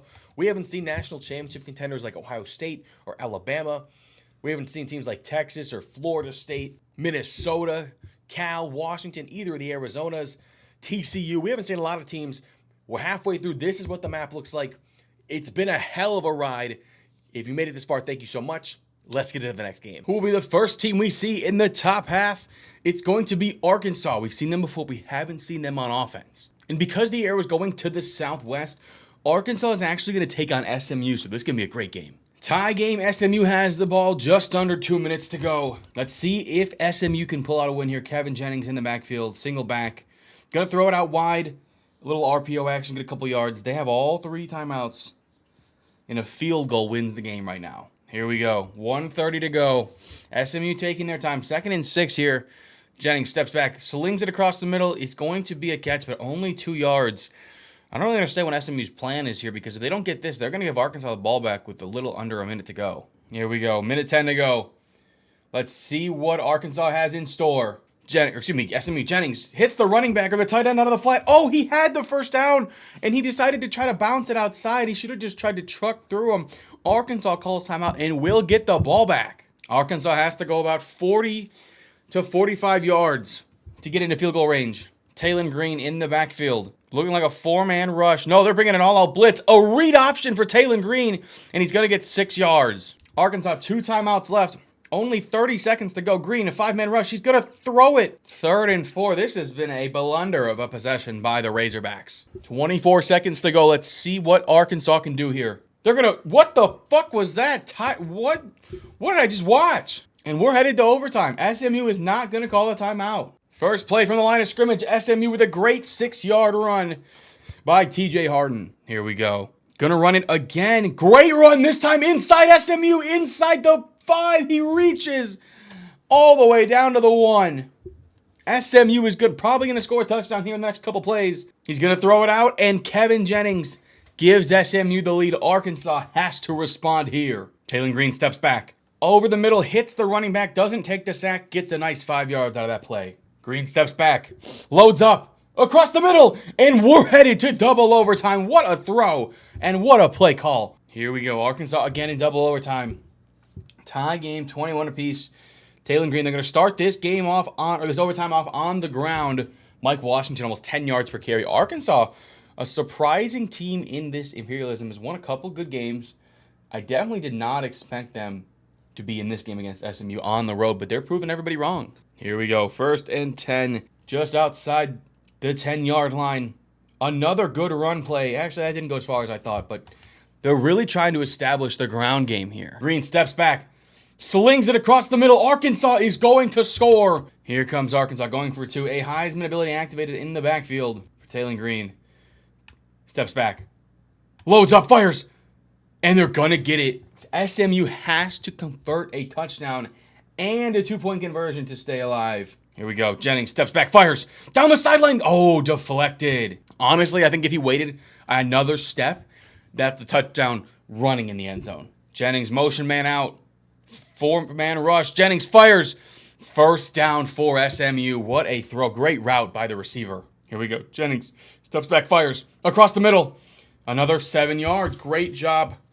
Yamir Knight has over almost 15 yards per carry. This SMU offense has been explosive. It's been the defense on both sides. Here we go. Jennings, they're going to hand it off 2nd and 3, and they're going to go nowhere. A 3-yard loss. A blunder by the Mustangs. SMU down 8. Kevin Jennings gonna motion a man out. Gonna look to throw across the middle. And we are a 2-point conversion away from triple overtime. Here we go. Kevin Jennings' ability activated. A 2-point conversion sends it to triple overtime. A stop ends the game. Gonna run a read option. Oh my God, what a play call. Arkansas is going to survive. All right, we're gonna get our first look at Charlotte, who's gonna go almost directly north, and they're gonna take on Wake Forest. Gonna be a tough one for Charlotte. And this one might have been a decently close score in 20-9, but it really wasn't that close. Obviously, you can see they scored a bunch in the third quarter.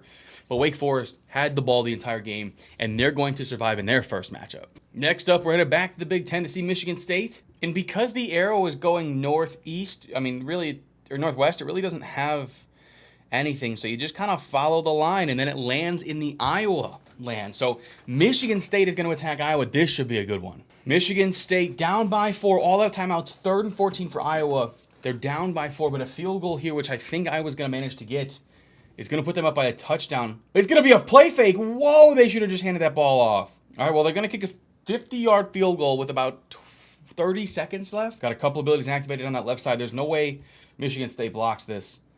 Iowa puts it up, and it's good. So Michigan State has 30 seconds, no timeouts, to score a touchdown to tie the game. See if they can pull it off. Here we go. Michigan State runs it back.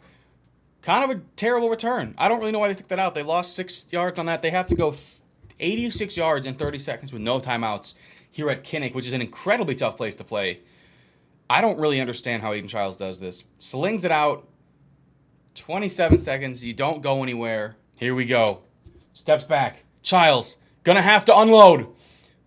Down the field. Almost caught, and Iowa is gonna survive. Wow. Next up, we finally see Minnesota. We almost saw Iowa again. Minnesota's gonna go to the Northwest, but because of that, they're just gonna take over North Dakota. So we haven't seen much of it because there's a lot of FBS teams, but if we ever get one of these Northeast teams and they land on some of these states up here, or again, some of these teams out west and then up north, these are all just free land. So at the end of the day, the way this works is we just do this, and we just give it to them, which is good for Minnesota, but also bad because now they're a bigger target. Next up, we're going to get our first chance to see the dumbest school in America, Kansas State. And they're going to go to the Northeast, and they're going to take on Arkansas. And the dumbest school in America strikes again. They take down Arkansas pretty convincingly, only allowing 10 points in their building. And with that win, Kansas State now controls the most amount of land on the map. Headed back to Florida to see Miami, and they're actually going to the southwest. So here's an interesting predicament, right? We take a look at the map. Miami here, southwest, absolutely nothing. So we're gonna have to follow a shoreline, right? It does go more west, or excuse me, it does go more south than north. So technically we should go this way, which means Miami is gonna go take on FAU at FAU. And it was close for a bit, but Miami managed to pull away in Boca Raton. You can see it was tied going into half, and they had a 16-point second half while shutting out the Owls. Miami survives, and now the only two teams left in Florida are Florida and Miami. We're headed back to Texas, this time to see Baylor. And we're going to get a Big 12 showdown as the arrow goes pretty much directly west, meaning Baylor is going to take on TCU. And this is a rivalry game. This should be a good one, boys. Here we go. Baylor up by 6. TCU runs it. They're down to 3rd and 4. TCU needs a touchdown. This is 4-down territory. They only have 2 timeouts left, and I'll be honest, they're wasting a lot more clock than they should. Hoover in the backfield, 3rd and 4, steps back. Oh, across the middle, was wide open. He throws back in the end zone. Picked off. What is Josh Hoover doing? Oh my God, TCU, I think they're going to lose. I don't think they have enough time. Apparently I'm wrong. Baylor has to do something. I think TCU might have like 20 seconds left. Robertson hands it off. A great juke gets him 3 yards. Timeout TCU. Gonna hand it off. Another juke. Running backs out of the Baylor backfield. Bryson Washington, he has been awesome. 53 seconds to go. I think, technically... Oh, I don't even know why they were running the ball then. They could have just kneeled it out. Oh, because they actually are going to have to punt it. I just can't do math well. All right, well, here we go. All right, about 15 seconds to go. TCU's going to have to run it. They're not going to do anything. 10 seconds to go, no timeouts. They have to score a touchdown.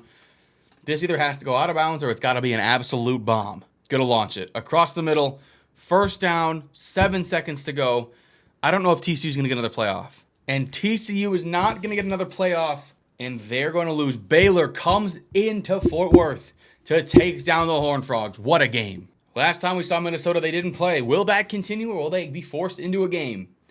They're going to the Northeast, which technically means they're going to have to play Iowa. So the winner of this game will easily have the most land on the map, be a major target, but they'll have a lot of control. The battle for the Floyd of Rosedale, the Golden Pig. This is going to be a good one, boys. Here we go. Iowa down by 7. Minnesota has the ball. Iowa has all 3 timeouts. They get 1 stop and they get the ball back. Minnesota fakes the run and he drops it. Oh my God, they went RPO, but he knocked it out. Iowa, if they're able to stop them here, has a chance to have a timeout going into their offensive drive. That's huge. Here we go. 2nd and 10. They're actually going to drop back. The Iowa defense is tested. He completes it. Drake Lindsay. Iowa calls their first timeout. I think technically there's still a chance, but I'm not sure. There is. They're not going to have much time, but they're going to have some time if they're able to get a stop here. Motion man across. Iowa's in a man coverage on defense. They're going to hand it off, and they're going to get him in the backfield. Smart play by Minnesota, but great defense by Iowa. Iowa down to their final timeout. 2nd and 12, a minute 15 to go, down by 7. Kinnick is starting to get back into it. The crowd realizes the importance. Motion man across. Handoff going pretty much nowhere. Final timeout, 3rd and 12, or excuse me, 3rd and 10. If Iowa get to stop here, they have a chance. If they don't, Minnesota wins and knocks Iowa out in their first game. Here we go. He's going to launch it downfield, and it's dropped. Iowa is going to have just about a minute to go the length of the field after this punt. That was a hell of a decision to throw that ball deep like that. Here we go. They're going to have to go 71 yards in a minute with no timeouts. And we know how anemic this Iowa offense can be. It's been great so far. Can it muster up a big one? 4-man rush. The quarterback's going to get out of there. He's going to take off a huge run for 25 yards. Up to the line of scrimmage in a hurry. 50 seconds to go. 4-man rush. Going to hit the check down, and he's going to get the first. 30 seconds to go at the 41-yard line. Gronkowski's just going to hit his check down again. 2nd and inches. They're not going to get the first. Iowa has to get back to line of scrimmage, but for some reason, they're taking their sweet-ass time. No, Iowa, you're going to lose. No. 8 seconds to go. You got to go 31 yards pretty much on this play. 4-man rush. And he's going to take off. Oh my God, he slides down, he pulls a Will Howard, and Minnesota is going to win the battle for the Floyd of Rosedale. And with that, I know it's a little busted, but Minnesota has the most land on the entire map. Rest in peace to the Iowa Hawkeyes. Next up, we're headed back to the Bayou to see LSU, this time on the offensive. And they're going to be going to the Northwest, taking on the Baylor Bears. Here we go. Baylor has the ball down 3 inside the red zone. Just under 2 minutes to go. Baylor has a chance to tie or take the lead. They're going to go draw, and it's not going to go anywhere. 2nd and 12. Robertson out to the flat. He's not really going to go anywhere. Doesn't get a single yard. Again, they only need a field goal to tie this game. I think they're going to try to milk as much clock down so that way they don't leave LSU time so we can go to overtime. But I don't really know what their strategy is outside of that. Robertson steps back. They have a spy across the middle. He's going to hold on. They're actually going to get 3 yards. LSU is not going to call a timeout, which means they're content going to overtime. I'm kind of shocked. Yeah, it looks like LSU is just going to take this to overtime. I'm not really sure why they did it that way because they really could have had a chance to walk it off with 3 timeouts and the time that Baylor left them, but I don't know. Guess we're headed to overtime, baby. Oh my God, a terrible play call by Baylor to start. Absolutely ran right into his right tackle. Great job by the LSU defense. 2nd and 15. Another overtime matchup. We've seen a lot of great games so far, and we still have a lot of great games to go, including this one. 2nd and 15. Let's see what Sawyer Robertson and the Baylor offense can do. Gonna go fake jet touch pass, fake zone, slings it out to the jet touch pass. Gets 3 yards. That was a hell of a play design. Here we go. They're gonna run the ball on 3rd and 12. Bro, what is Baylor doing? Baylor's gonna go for the field goal to take the 3-point lead. It's up and it's good. LSU needs a field goal to tie. A touchdown eliminates Baylor. Gonna run the ball on 1st down. Caden Durham gets around the first defender, but not able to cut up field. 2nd and 11. Great job by the Baylor defense to start. Here we go. 2nd and 11. A fake draw. Slings it out. Great defense by Baylor. Wow. Here we go. Hand it off outside. Durham. 3rd and 11. Going to get all the way down. Nice 4 yards, but LSU's going to kick a field goal. And if they make it, we're headed to double overtime. Here we go. Kick is up, and it's good. Double overtime. Here we come. Here we go. Nussmeier to the flat. Whoa, what a speed burst. Anderson still on his feet. Wow, 17 yards. What a run by Anderson. Holy hell. I like the new animation where he extends the ball on the sideline to try to get the extra yards. I've seen that a couple times in this game, but I haven't pointed it out. Yeah, he's holding out trying to get the extra yards. That's a hell of a play. LSU inside the 10. Can they score a touchdown here? Man in motion across. This is probably a run play off of zone action. Yep. Outside. Durham not really going anywhere. Great job by the Baylor secondary to come down on that play. Second and goal at the 8. Single backfield. Nussmeier going to go fake. He's going to cross. Anderson's going to get down to the 2. Third and goal. It was an RPO. They blitzed the corner off the left side. And that forced the safety to step up and make a play. What? LSU's making some very good reads. One back in the backfield. Going to run it again. He's going to not get out of there. The Baylor D-line is everywhere. Going to force a 4th and goal. LSU has a decision to make. And they're going to kick the field goal. They're not going to go for it. Baylor, if they score a touchdown, assuming that LSU makes this, they survive and eliminate LSU. Kick is up. Kick is good. Baylor has one drive to respond. Fake. Across the middle. What a grab. He absolutely got lit up. Here we go. 2nd and 2. 5-man rush. Slings it.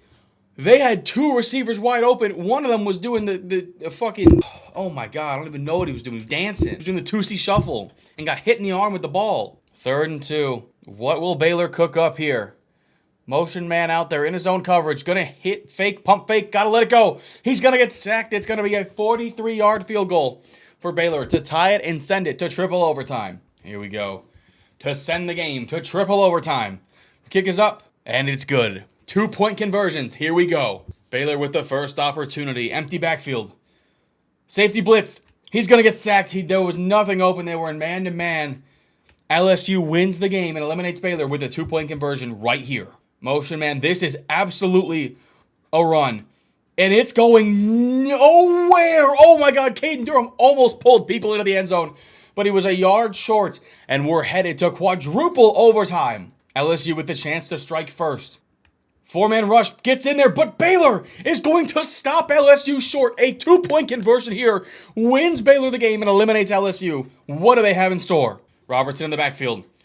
Big blitz picked up. Touchdown. Baylor survives and knocks out LSU. We get to see the other newest team in the game, Missouri State, making their first appearance at the FBS level this season. They're going to be on the road just like Delaware was, and that's going to be a tough game. They're actually headed to the southeast, which is tough. But I think the arrow just hits Memphis before it hits anything else. So Missouri State is going to have to go to Memphis. It's going to be a tough game. Despite a valiant fight, much better than Delaware put up, Missouri State was unable to even really compete with Memphis, and they lost by 11. Memphis wins their first game. We saw both these teams for the first time in this game. Memphis survives. We're going to get our first look at Alabama, the national championship contender. And they're going to be going to the Northwest, which means they're going to take on UAB. This should be pretty easy, but who knows? UAB managed to put up a decent fight, but Alabama scored in all 4 quarters and took down UAB. First time we see them a dominant win for the Crimson Tide. We're headed back to the West Coast to see Oregon, and they're going pretty much directly north, which means they're going to take on Washington. A rivalry game is going to be good. Like I said, 2 great teams. Oregon, a top 10 team in the country. Washington, we haven't seen them yet. Oregon going on the road for a rivalry game is going to be good. Washington, Oregon tied. Washington has the ball, 2nd and inches, 3 timeouts. Oregon only has 2. It's 2nd and inches. The clock is ticking. Gonna get sacked. No, he's not. He's gonna get rid of it. And he's gonna get the first down. Oregon calls their 2nd timeout. Damon Williams, what a play out of the sack. 1st and 10. If they're smart, Washington should just run this ball and try to kill the clock and kick a game-winning field goal. They're not smart, though. They're going to let it. He's going to get sacked. He's going to fumble. It's picked off. Wow. Oregon. What? Oregon at the 29-yard line has a chance. They have to go the length of the field with 3 timeouts. They probably shouldn't be running the ball. Excuse me, they don't have 3 timeouts. They have 1 timeout. Just over a minute to go. They need to be throwing this ball down the field. But again, we could just go to overtime. 4-man rush from Washington. Just going to hit the check down. Going to get, what, 7 yards, 8 yards, 9 yards? 50 seconds to go. Oregon, and hurry up. They're one of the few teams that we've seen really understand the urgency of the situation they're in. Down the field, Dante Moore is going to get a guy, and he's going to hold on. They still have 1 timeout. The clock is going to stop. Here we go. Moore steps back, slings it across the middle. Going to get a first down. Already at the 35, Oregon calls their final timeout. I think they're already in field goal range. 24 seconds to go. This is what, a 51-yard field goal they are. They're going to run it. They're not going to get out of bounds. They're only going to get 1 yard. And Washington calls their first timeout. And they're going to load up in field goal with 19 seconds to go. Oregon, a chance to win. Kick is up, and it's through. Washington, 19 seconds, 2 timeouts. They need a field goal to send the game to overtime. Here we go. Slings it to Mond. Calls their second timeout. 10 seconds to go. They have to go they have to get into field goal range. They pretty much have to go, you know what, I would say 30 yards. If they can get to the 35, they have a chance to tie it. They have 1 timeout left. 10 seconds to go. 4-man rush. Blitz picked up. Going out to the flat. You honestly probably did not want to catch that ball. 5 seconds to go. I think Washington's in Hail Mary. Damn. Kind of misplayed the 20-second drive. DeMond Williams, 4-man rush. Just going to hit the out route. Oh my God, what an anticlimactic ending. Oregon is going to win and survive. What a game from the Oregon Ducks. Great job from their defense. Going to see Baylor again, and they're headed to the southeast. However, they are more south than east, which if you follow the line, they would have hit like this. And they're going to take on UTSA. And UTSA fought, but ultimately Baylor wins this game by 10. Baylor almost owns the entire state of Texas. I think, if I'm not mistaken, it's just Baylor, Texas, and Texas Tech. 3 big hitters. Next up, we finally get to see Arizona. And they're going to be going to the northeast, which means they're going to take on New Mexico State. So 2 teams we have not seen yet, and 1 will be eliminated. New Mexico State has 1 play and 1 second to go, 80 yards to win the game. They're going to catch the ball, but it's not going to be enough. Arizona is going to come into New Mexico State and win a very close one. We get to see Michigan next, and they're going to go to the northeast. Because it's more north than east, Michigan is actually going to take on Eastern Michigan.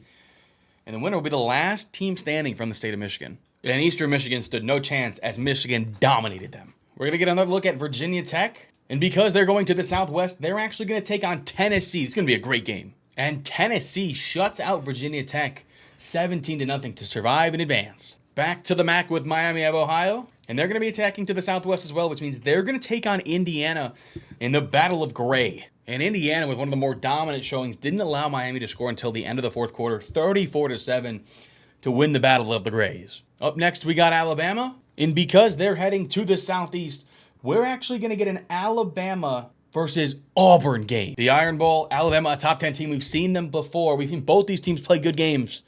Now, who comes out on top? Here we go. Auburn has the ball down by 7, just under 2 minutes to go at the 34-yard line. Steps back across the middle. Jackson Arnold, what a throw. 3rd and inches. Here we go. Arnold steps back.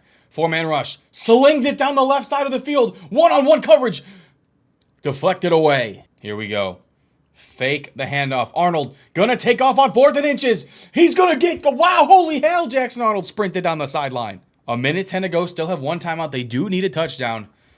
Arnold, empty backfield. 4-man rush. Oh, he's gonna get sacked. He couldn't get the ball off. Oh, that was a bad sack. Here we go. 2nd and 16, 40 seconds to go. Gonna hit the out route. Gonna go nowhere. Auburn, 3rd and 12, calls their final timeout. 36 seconds to go. Here we go. What does Auburn have in store? Just gonna hit a seam beater up the middle, down inside the red zone. Here we go. Arnold, 17 seconds to go. Ball deflected. Great job by the Alabama defensive line. 15 seconds to go. Arnold slings it. Just out of reach. That honestly might have been a touchdown if that was a completed pass. 12 seconds to go. 3rd and 10. Got to go 18 yards. Here we go. Arnold unloads. Back corner of the end zone. Picked off, and Alabama is going to take down Auburn. All right. This next spin will determine the final spot in the top 50. It's going to be a huge game. We see Arizona again. And because the arrow is going to the southeast, we just follow this along. And Arizona is going to take on Texas Tech. They're going to have a lot of land, whoever wins this game. Arizona down 3 with the ball. No timeouts, just under 2 minutes to go. Here we go. Fafita in the pocket. Slings it across the middle. Arizona already across midfield. They just need a field goal to send this game to overtime. Texas Tech. Horrible defense. Here we go. Fafita slings it down the sideline. Inside the 25. Here we go. Fafita. 50 seconds to go. Out route. Gets out of bounds. Gets 4 yards. Great play calling from Arizona. Here we go.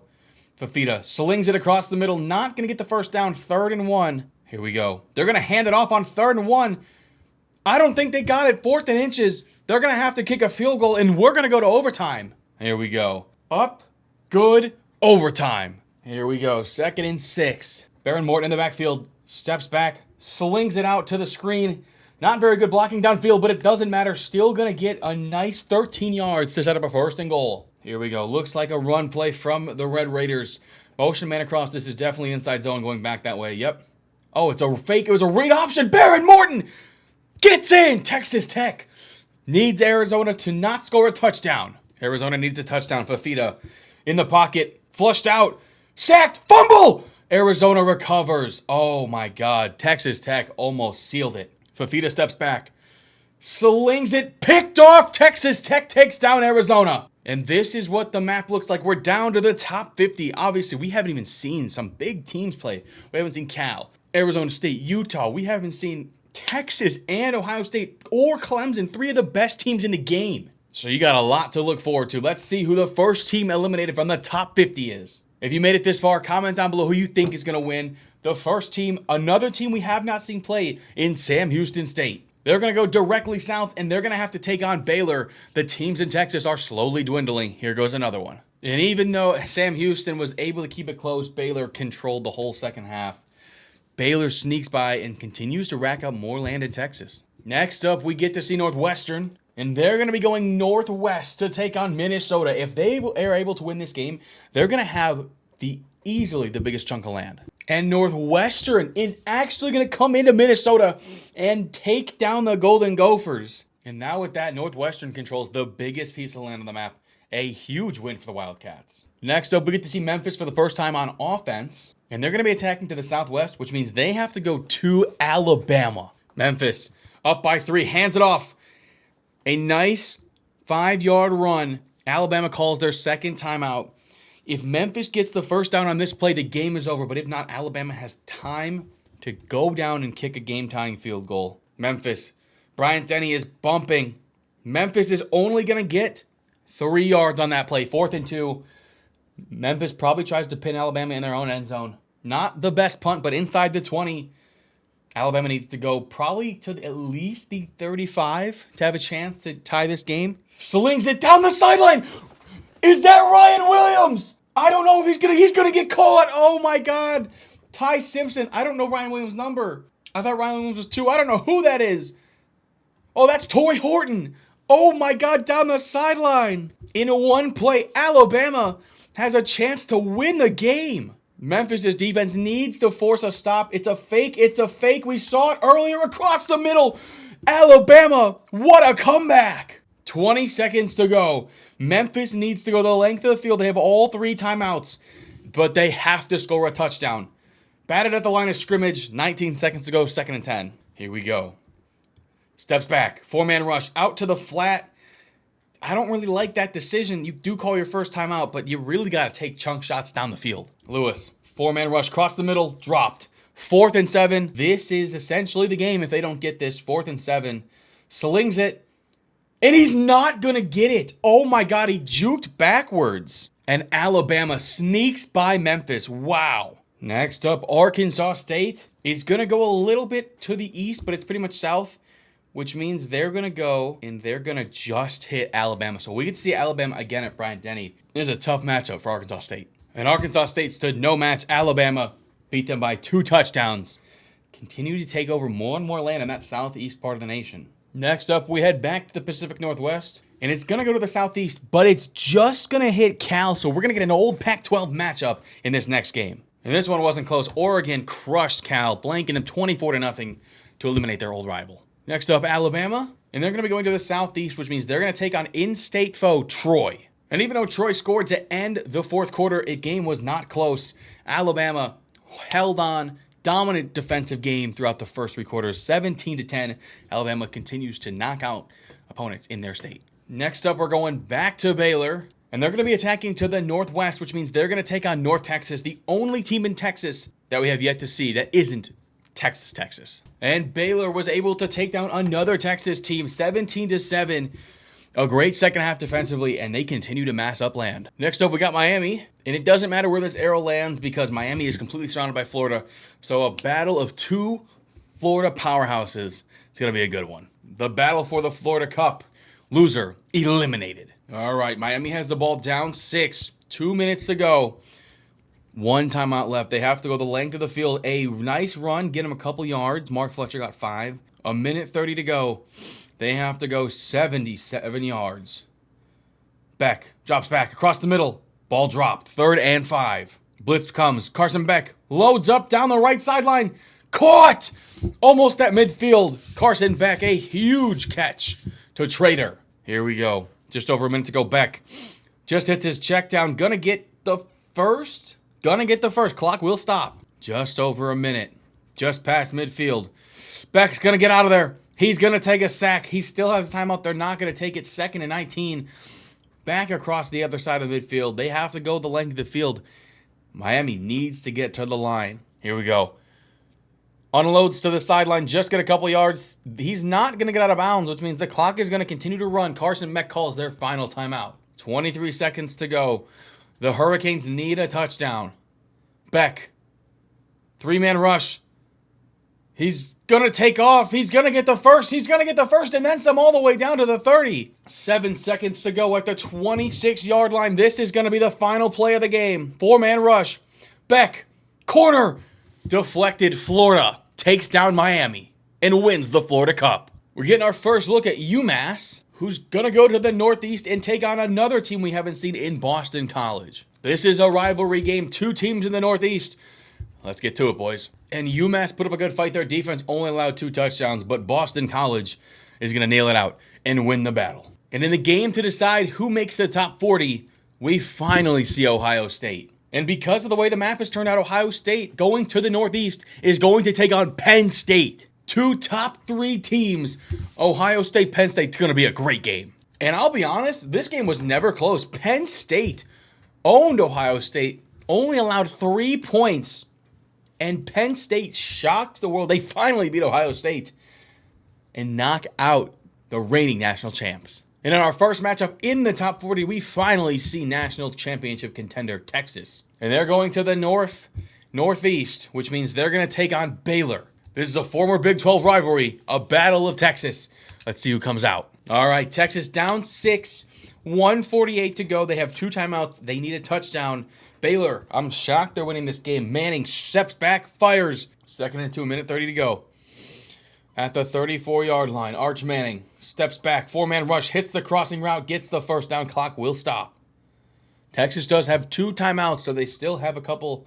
They can afford to make a couple mistakes. Manning drops back, unloads across the middle, gonna get another first down. Texas across midfield. Manning, empty backfield, 4-man rush, just takes the check down. They have the timeouts, they have 1 left, but I'm surprised they're not trying to take time and take these chunk shots, but Baylor's just going to keep letting them take these underneath routes because they're not getting anywhere. Manning. Oh, he's going to get sacked. No, he gets rid of it. To the sideline, going to get out of bounds, gets a couple yards, and stops the clock. 3rd and 2, 36 seconds to go. 40 yards from the end zone. 40 yards from advancing. Let's see what Texas has. Manning. He's going to, I thought he was going to step up, but he gets the receiver out of bounds.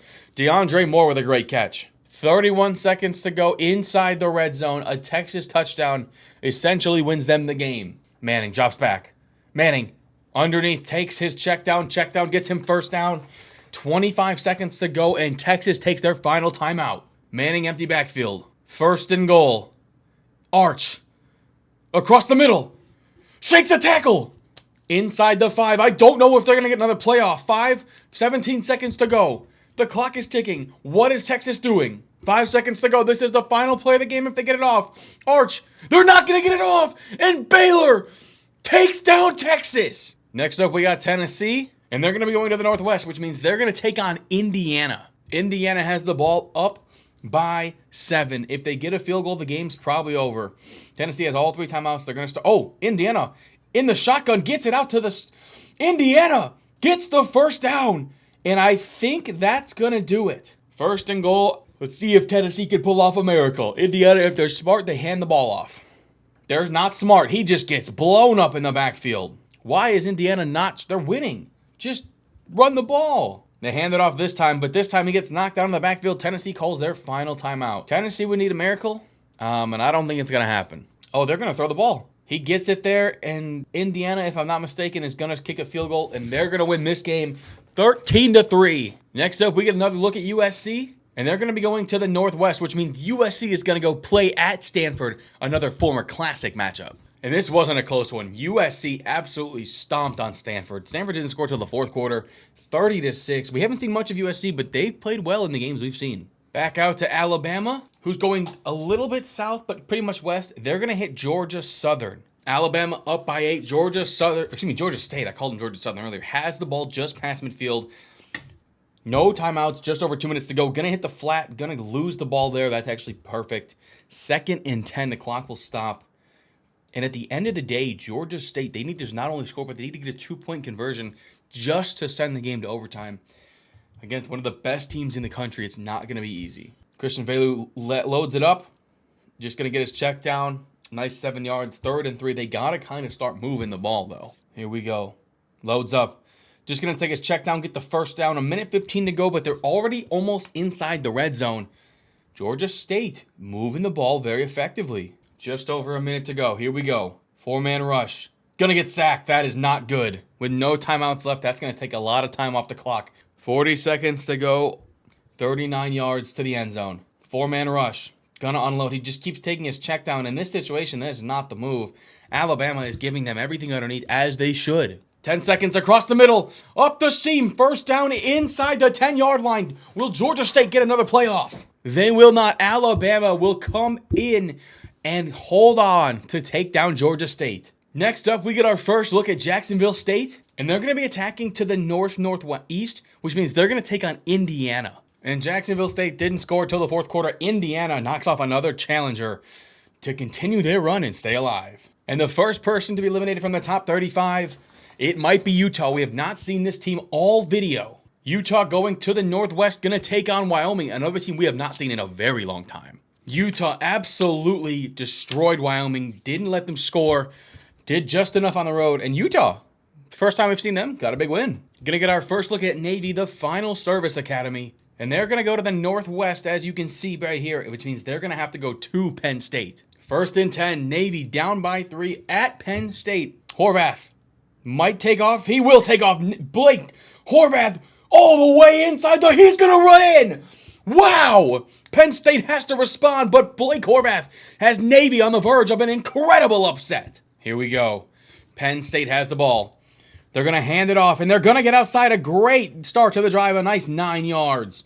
Katron Allen, first timeout for the Nittany Lions. They have 2 left. 1:30 to go. Down 4. They need a touchdown on this drive. Here we go. Another handoff, another run play. Gonna get the first down and then some. Wow, get off me. Katron Allen, what a play. Here we go. Empty backfield for Drew Aller. Steps back, across the middle. Gonna hold on, call their second timeout. 1st and 10, Nittany Lions already at midfield. Aller steps back across the middle. He stopped. I don't know why he stopped. 2nd and inches. Still have 1 timeout, but we're about to cross under a minute to go. 45 seconds to go at the 40-yard line. 2nd and inches. Aller, empty backfield, sits back. Across the middle, down the seam. Inside the 25. Almost in the red zone. 40 seconds to go. Clock will stop. 30 seconds to go. 21 yards to the end zone. Aller sits back. Slings it. Middle. Oh, Navy knocked it out. Here we go. Aller in the shotgun. Sits back. Slings it to the check down. He's going to take it. They're going to call their final timeout. 21 seconds to go. 3rd and 4. 15 yards to the end zone. They need a touchdown to win the game. Aller sits back. Slings it. Across the middle. He doesn't get in. He gets stopped at the 1. The clock will stop. Will Penn State get another playoff? 7, 6, 5, 4. Aller. Snap. Throws it. Ball game! Penn State survives! All right, Alabama's up again. Alabama's going to the Southeast, and they're actually going to play a team we have not seen yet in the Florida State Seminoles. A game we're going to see this season. Here we go. 9-6. Alabama has the ball. Running a little read option. Ty Simpson's going to get out of there, but he's going to get down 3rd and 6. Florida State calls their final timeout. If they can get a stop here, they have a chance to send this game to overtime or even win. Ability activated off the edge. Florida State has kept this game close. It comes down to 1 play. And they're going to go speed option to the wide side, and he's not going to get there. And he's going to go out of bounds. 4th and 1. Florida State's going to have about 1:30 to tie this game. Here we go. 1:40 to go. Florida State just needs a field goal. Gonna let it go across the middle, and he's gonna get that and more. He's crossed midfield, 42 yards. Brock Glenn is in the game. Where the hell is Thomas Castellanos? Glenn steps back, fires to the sideline, gonna get to the 41, but you really don't want to take shots like that unless you know you can get out of bounds. Just under a minute to go. They're close to field goal range as it is. Glenn, 4-man rush, slings it across the middle. Florida State is inside the red zone. Here we go, Glenn slings it out. Gonna get out of bounds, 2nd and 8. Okay, that's good. Managed to get out of bounds. Here we go. Empty backfield for Glenn. Just gonna take his check down, 3rd and 3 at the 10-yard line. Only 30 seconds to go, no timeouts. Clock will not stop. Here we go. 12 seconds to go. Glenn swings it out wide, and that's gonna do it. They're not gonna get to the line of scrimmage, and Alabama's going to come into Tallahassee to take down Florida State. All right, next up, we finally get to see Arizona State, and they're going to be going to the Northwest to take on Utah. Not Utah, I mean USC. And I'll be honest, USC absolutely annihilated Arizona State. This game really wasn't close. It was 21-3, I think, going into the fourth quarter. USC dominated the Sun Devils in a very shocking result. Up next is Oregon, and they're going to the Southwest, which means if you follow the coast down, you get to see Oregon, USC, 2 Big Ten teams, and the winner of this game is going to easily have the most amount of land on the map. Here we go. Oregon down by 3 at USC. They have 2 timeouts, just under 2 minutes to go. Dante Moore in the backfield, 5 wide, 4-man rush, just going to hit his check down. I don't really like this. I mean, I guess you don't really need a touchdown, but you should 22 offensive yards. Dante Moore and this Oregon offense have been held in check. Here we go. 1:30 to go. Oregon. Read option. Dante Moore is not able to get out of there. 3rd and 6, a minute 20 to go. 3rd and 6, Moore steps back. Fires across the middle, and it's deflected. 4th and 6. If they don't convert, USC is going to win this game. Here we go. 4th and 6. Moore steps back. Steps up. Just hits his check down, and he's going to get the first. Oregon survives. Has a timeout. 1 left. 53 seconds to go. Here we go. Morse going to get sacked. They're not going to call their final timeout. 2nd and 17. Almost at midfield. They only need a field goal. If they can get about 20, 30 yards, they're going to have a nice chance. Here we go. Across the middle. Almost at midfield. Oregon calls their final timeout. 3rd and 8 with just under 30 seconds to go. Here we go. Moore. He's going to get sacked if he doesn't get rid of it. 4th and 8. It all comes down to this. Here we go. Dante Moore steps back. Oh, he's going to get sacked. USC's going to win the game. Oh, my God. The USC defensive line just dominated Oregon's. Next up, we get Michigan, and they're going, directly west, which means if you follow Michigan, they're going to hit Northwestern. And this is what the map looks like. Obviously, USC has a lot of the map. We still haven't seen some teams, including a national championship contender in Clemson, even play. There's other teams, obviously, in here, like a Vanderbilt we haven't seen, or a Pitt. But yeah, the map is really starting to come together. And Michigan going to Northwestern is going to be a great game. This is a rivalry game. This is the first matchup in the top 30. It's going to be a good one. Northwestern down by 8, has the ball, 3rd and 7, all 3 timeouts. They inside their side of the field. Got to let it fly. Gonna get the first down and call their first timeout. Preston Stone, great job finding a man across the middle. 25-yard line. You not only need a touchdown, but you need the 2-point conversion to even tie the game. Gonna run the ball.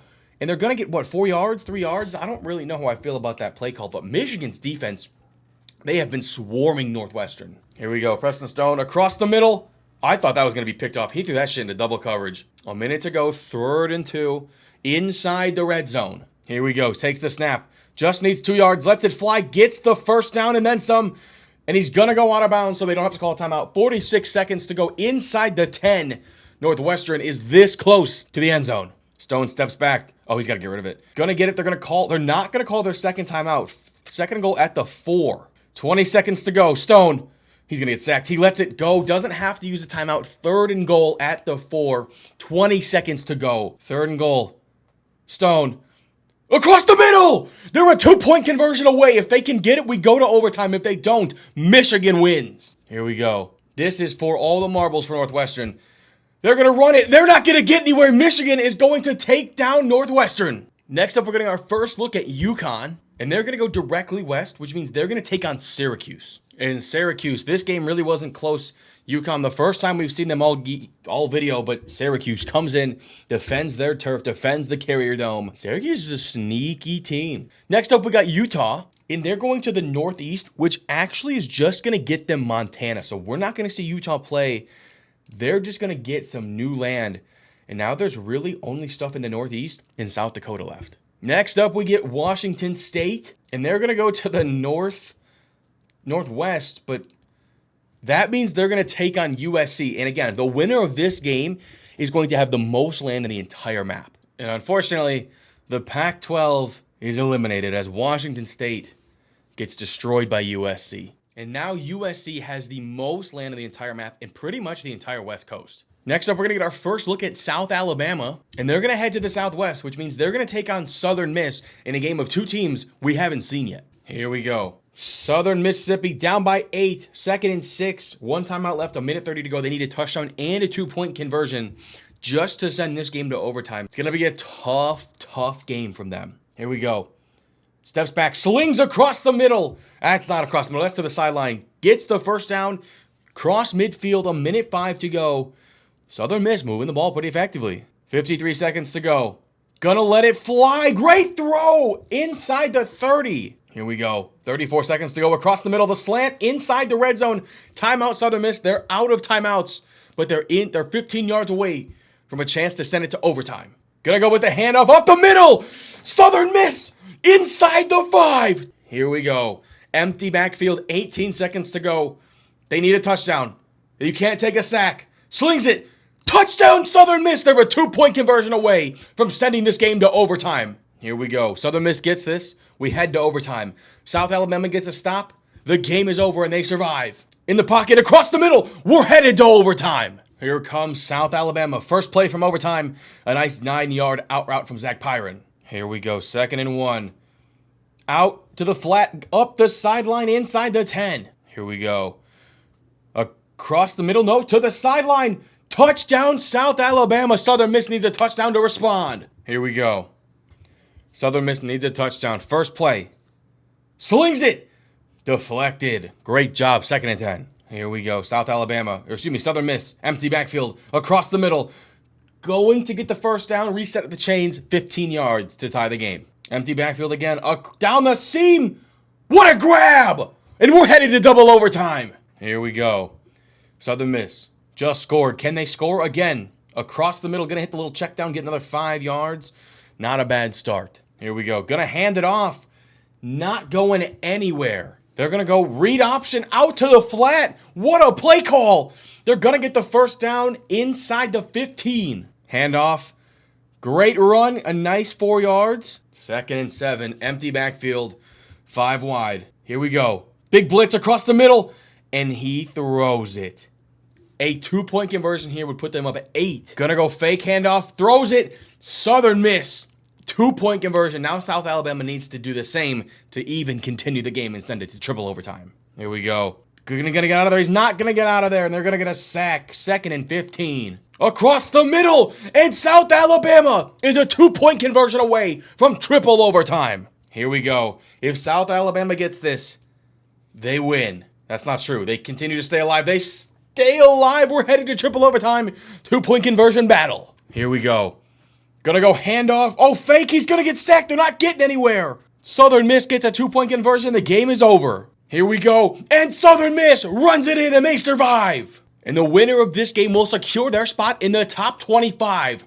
And we're gonna see Alabama going almost directly west, which means they're gonna take on Kansas State. Here we go. Kansas State down by 7. Empty backfield for Avery Johnson. Johnson unloads down the middle, deflected. 2nd and 10. Avery Johnson, empty backfield, 2nd and 10, just short of midfield. 4-man rush from the Tide. He's not going to get out of there this time. Kansas State called it second timeout, 3rd and 19.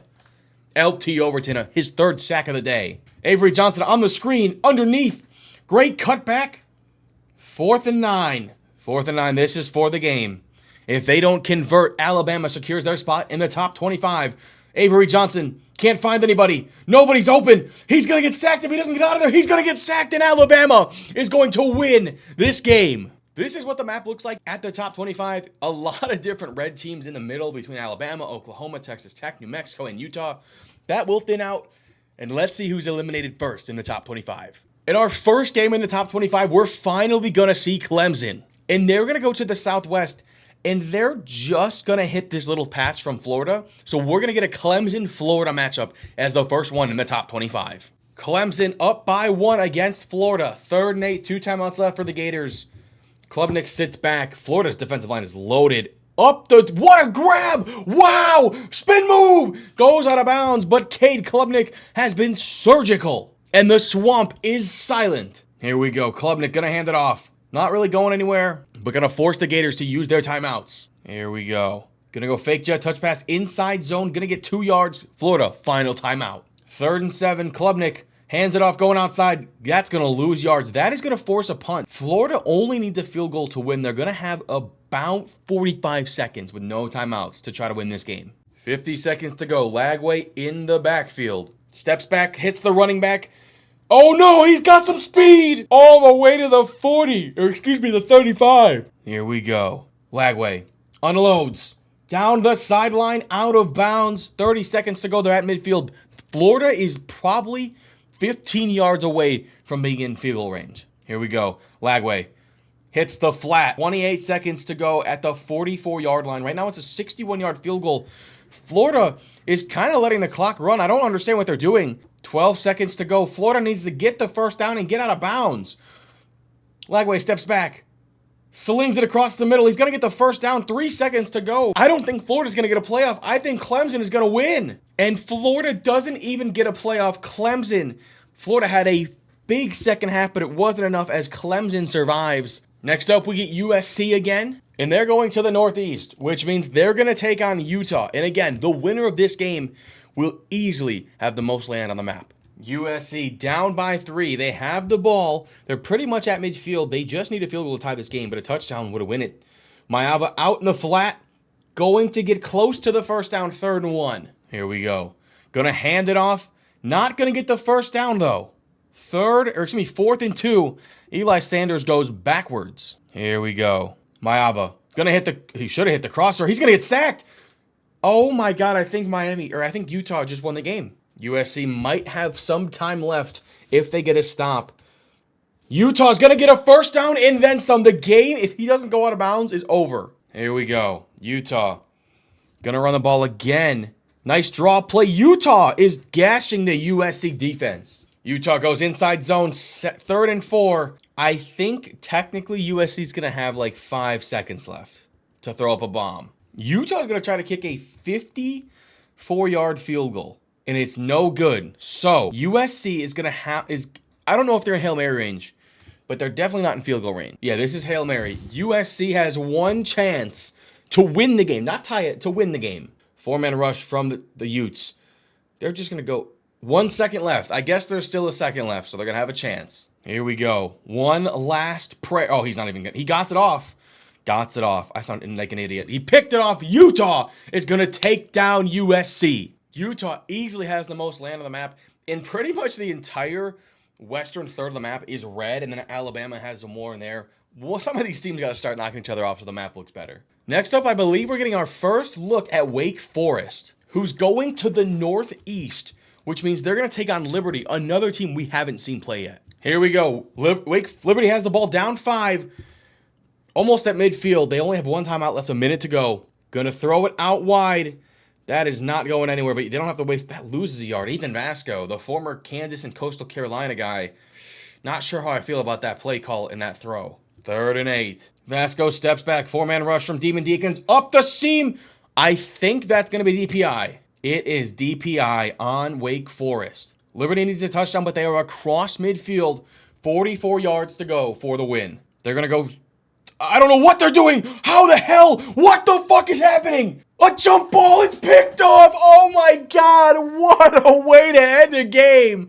Wake Forest is going to survive against Liberty. Back up is Texas Tech. And they're going to go pretty much directly east. And they're going to take on Oklahoma. A 3-3 ball game. A minute 40 to go. Texas Tech has the ball. And they're going to go with a little run play here to start. Not going anywhere. 1:30 to go. Baron Morton unloads to the sideline. Going to get the first. I don't know if he got out of bounds, but they're at the 35. Here we go. Morton steps back in the pocket, down the middle, across midfield. Here we go. Morton fakes it. RPO inside the 15. They're going to keep running the ball. 33 seconds to go. They're going to set up for a game-winning field goal. 18 seconds to go. They have a one timeout left. Morton, pitch. I don't really know why they went backwards, but fuck it. 12 seconds to go. They better call a timeout. If Texas Tech doesn't call a timeout and this game goes to overtime, I'm going to freak out. Please, call a timeout. What are you doing? Oh, they did. Thank God. Kick is up. And it's no good. He put it off the upright. We're headed to overtime. Oklahoma has the ball. Mateer hands off to Jaden Knott, going in nowhere. The Tech defense swarms. 2nd and 13, Mateer in the shotgun. Pump fake out to the safety valve, and that's going to go, again, 2 yards, pretty much nowhere. Here we go. 3rd and 11. Tech can get one more stop. They're going with the little screen, and they're going to get a stop. Texas Tech, assuming Oklahoma makes this field goal, is a touchdown away from advancing. Kick is up, and it's through. Oklahoma takes the lead. Morton steps back, slings it, almost intercepted. Oh my goodness, it hit that guy in the head like 3 times. Here we go, 2nd and 10. Morton hits the check down the safety valve. The way this game is going, it looks like we're going to be headed to double overtime. Here we go. They're going to go handoff outside, down the sideline. Inside the 5, Texas Tech is 3 yards away from advancing. Here we go. Going to go speed option outside. Texas Tech knocks out Oklahoma. The winner of this will lock their spot in the top 20, and we're going to see Old Dominion for the first time in this video. And they're going to go pretty much directly south, which means they're going to take on Clemson. And Old Dominion, even though they made the top 25, because they didn't play anybody, they didn't make the top 20. Clemson shuts them out 17-0 to secure their spot in the top 20. This is what the map looks like with the top 20, and we still haven't seen teams like Vanderbilt even play. That's the beauty of this. It's all luck, but you have to win your games. But you can make it really far based on just not getting landed on. Who will be the first team eliminated from the top 20? Let's find out. Speak of the devil, Vanderbilt is going to have to play finally. And they're going to have to go directly south, and they're just going to have to play Alabama. This could be a good one. Here we go. Alabama down by a touchdown. Just going to hit the check down. They don't have any timeouts. 1:30 to go. They have to go the length of the field. Here we go. 3rd and 2. Simpson. Gonna launch it down the sideline. Caught by Ryan Williams. Wow. Is that DPI too? What a play by the star, the cover athlete. We've already seen one cover athlete get knocked out. Can we see both? 58 seconds to go at the 31. No timeouts left. What will Alabama do? Simpson steps back. He's going to get sacked. No, he's not. He's going to throw it across the middle. What a grab. What a gutsy throw. Here we go. Simpson, empty backfield. They're going to go across the middle. I don't like that decision. 2nd and 10. I'm glad he dropped it. Empty backfield. 35 seconds to go. Can Alabama send it to overtime? Simpson just going to hit the check down. He needs to get out of bounds. He does get out of bounds. Here we go. Simpson unloads. Corner of the end zone. Oh, nobody went for it. Oh, my God. Here we go. Simpson unloads. 1st down, 18 seconds to go at the 3. 10 seconds to go. This probably is the last play. Oh no, Simpson. Caught! We're going to overtime. Alabama is going for 2. This is insane. Empty backfield, 5 wide bunch on the left. Oh, they're going to run the ball. They're going to go Jets. Oh, and they're not. What are they doing? Simpson. Touchdown. Oh my God. Vanderbilt loses. Next up, another team we have not seen play yet in Louisiana Tech. And they're going to go to the Southwest, which means they're just going to take on Baylor instead of Alabama. And Louisiana Tech had a good first half, tying it at 14 apiece. But Baylor absolutely dominated the second half, outscoring them 28-0. And again, another team that didn't play in the first, 100 games, eliminated in their first time. Next up, we got Rutgers, and they're going pretty much directly south, which means they're going to take on Penn State. Here we go. Rutgers down by 7. Has the ball. Fake. Ethan Kaliak-Manis across the middle. Gonna get the ball. And he's gonna keep going. Wow. All the way down to the 30. Here we go. Kaliak-Manis unloads. Just gonna take his check down. 2nd and 4. Rutgers still has 2 timeouts, but they need the touchdown. Here we go. Kaliak-Manis. 2nd and 4. Steps up. Fires across the middle. And Rutgers ties it. Here we go. Penn State. 1 minute to go. All 3 timeouts. A field goal wins the game. Aller. RPO out of the backfield to the tight end. Gonna call their first timeout. Motion into the backfield. 2nd and 2. Aller, gotta get rid of it. Here we go. Aller's gonna hand it off, and that's going nowhere. Timeout Rutgers, they're gonna get the football back. A booming punt. Rutgers is going to get out to the 40. 40 seconds to go with one timeout.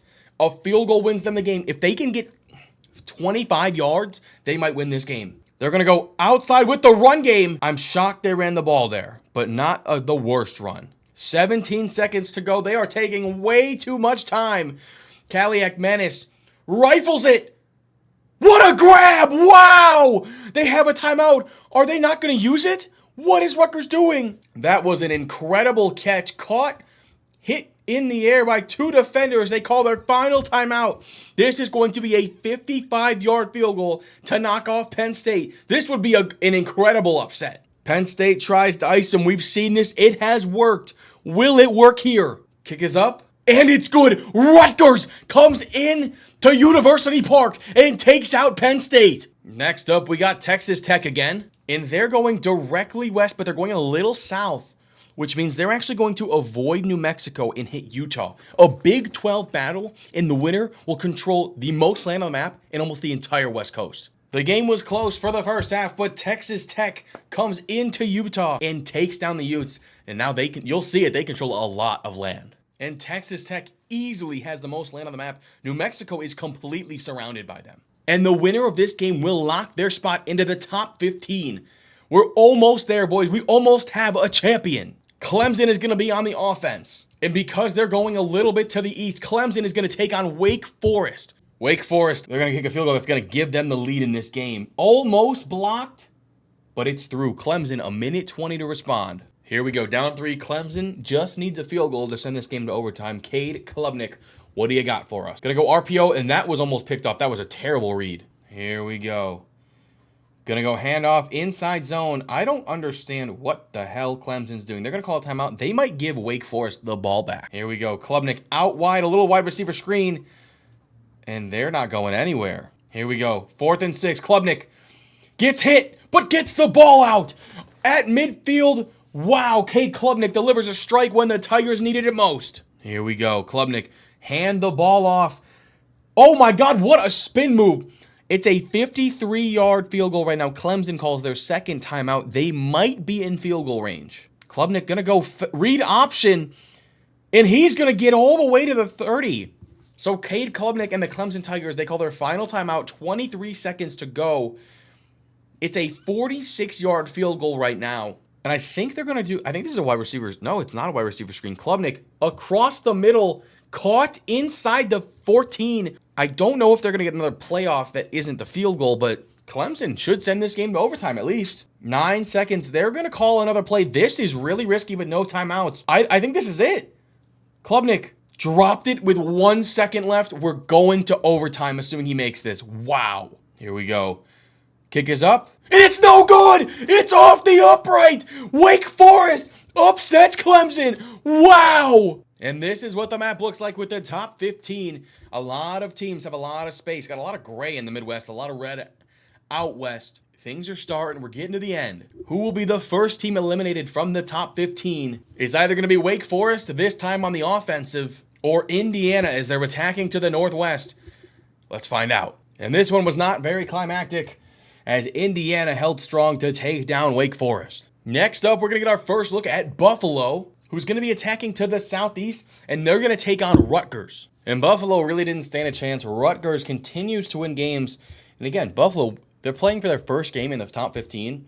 It really depends on how lucky you get in Imperialism. Next up, we get Southern Miss for the first time on offense. And they're going to be going directly south, which means they're going to take on Baylor. And Southern Miss hung in there for a little bit, but Baylor ultimately took them down. Next up, we see Texas Tech again, and they're going to go to the southeast, which means they're going to take on Baylor. And again, the winner of this game will easily have the most land in the map. And this is a rivalry game, boys. This is going to be a good one. And Baylor was winning a lot of this game, but Texas Tech, with a dominant second half, managed to come from behind and win this game 20-7.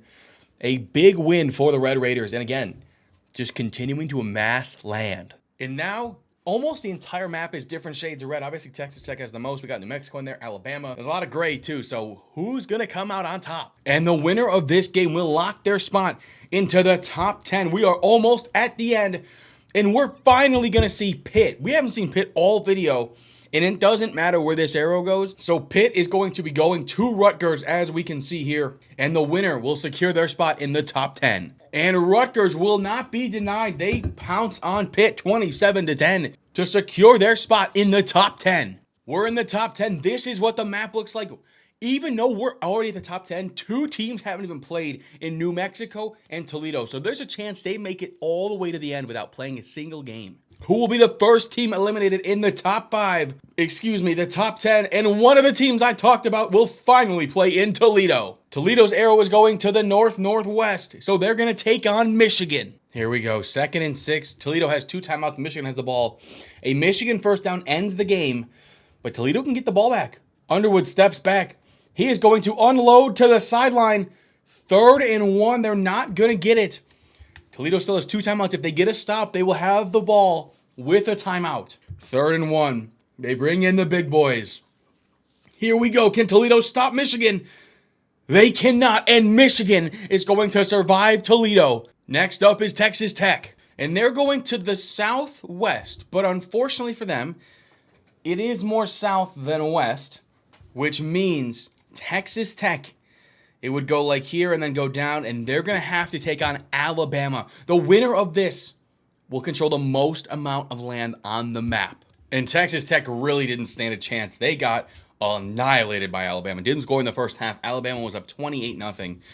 This was a blowout from start to finish. And with that win, Alabama controls almost the entire map. New Mexico is still sitting there.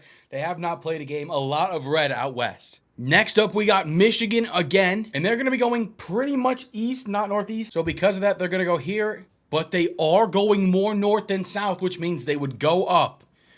They would go up and they would go around. And you'd follow the line. And you'd go all the way around. And you'd see them take on Alabama. The winner of this will control almost the entire map. Here we go. Alabama down by 1. There goes Ty Simpson down the sideline across midfield. They only need a field goal to win the game. All 3 timeouts at the 47. I'd say if they get another 15 or so yards, they're going to be in field goal range. Simpson across the middle gets to the 38-yard line. This is a 55-yard field goal. If they can get another 10 yards, they're definitely in range. Simpson is about to take off and get the first. He slides down. Alabama timeout, 45 seconds to go. Here we go. Simpson just going to hand it off. Oh, he fakes it out for the read option.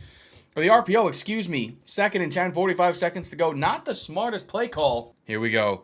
Simpson's going to wind up. What a throw. Oh, my God. Alabama's going to get a field goal, but they're going to give Michigan plenty of time to get the ball back and score again. 3rd and 10. Simpson empty backfield. Here we go. They're in some sort of man coverage. Passed him off. Simpson, 5-man rush. Got to let it go. Across the middle, Ryan Williams. Spin move. Oh, my God. Ryan Williams. Oh, my goodness. This is what you watch Imperialism for. Across the middle, burnt the hell out of the man coverage. Spin move sent the Michigan defender into each other. Oh, my God. That was not exactly like the Georgia play from last year, but very similar in the sense that Ryan Williams hit a spin move to score a touchdown to take the lead in the 4th quarter. Holy shit, what a play from Ryan Williams. And they're going for 2 to make it a touchdown game just to tie for Michigan. Simpson, full blitz, gotta let it go. Ryan Williams dropped the ball, so a Michigan touchdown wins the game. They have 30 seconds to go with all 3 timeouts. 30 seconds to go. Underwood in the backfield. Gonna hand it off.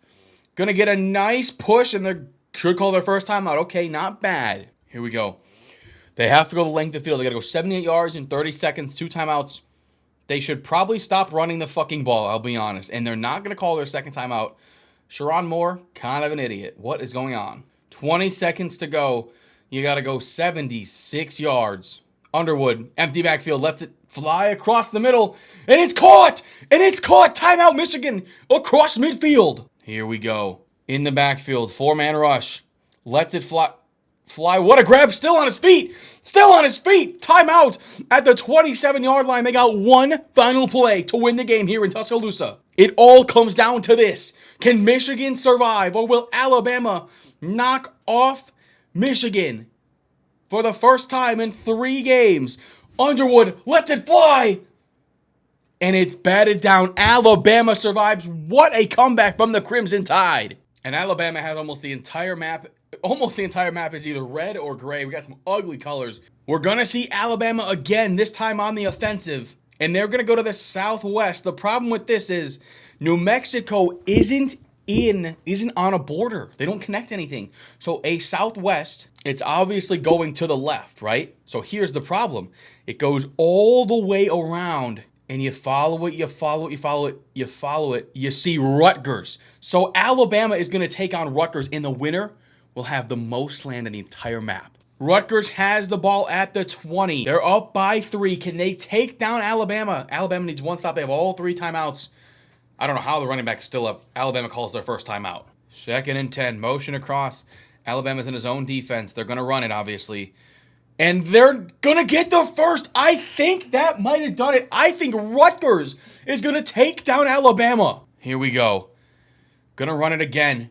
Going to get outside Rutgers. A great run for 6. Alabama calls its final timeout. Here we go. A first down from Rutgers wins the game. A first down from Rutgers wins the game. Alabama goes down. And now almost the entire map is this ugly gray. Oh my God, please, we need Syracuse or someone else to win. And the winner of this game will secure their spot in the top 5. It'll either be Boston College. Actually, it won't. Boston College is going to take over this state right here of Rhode Island. Next up, let's see who's actually going to be the team to play in the first game.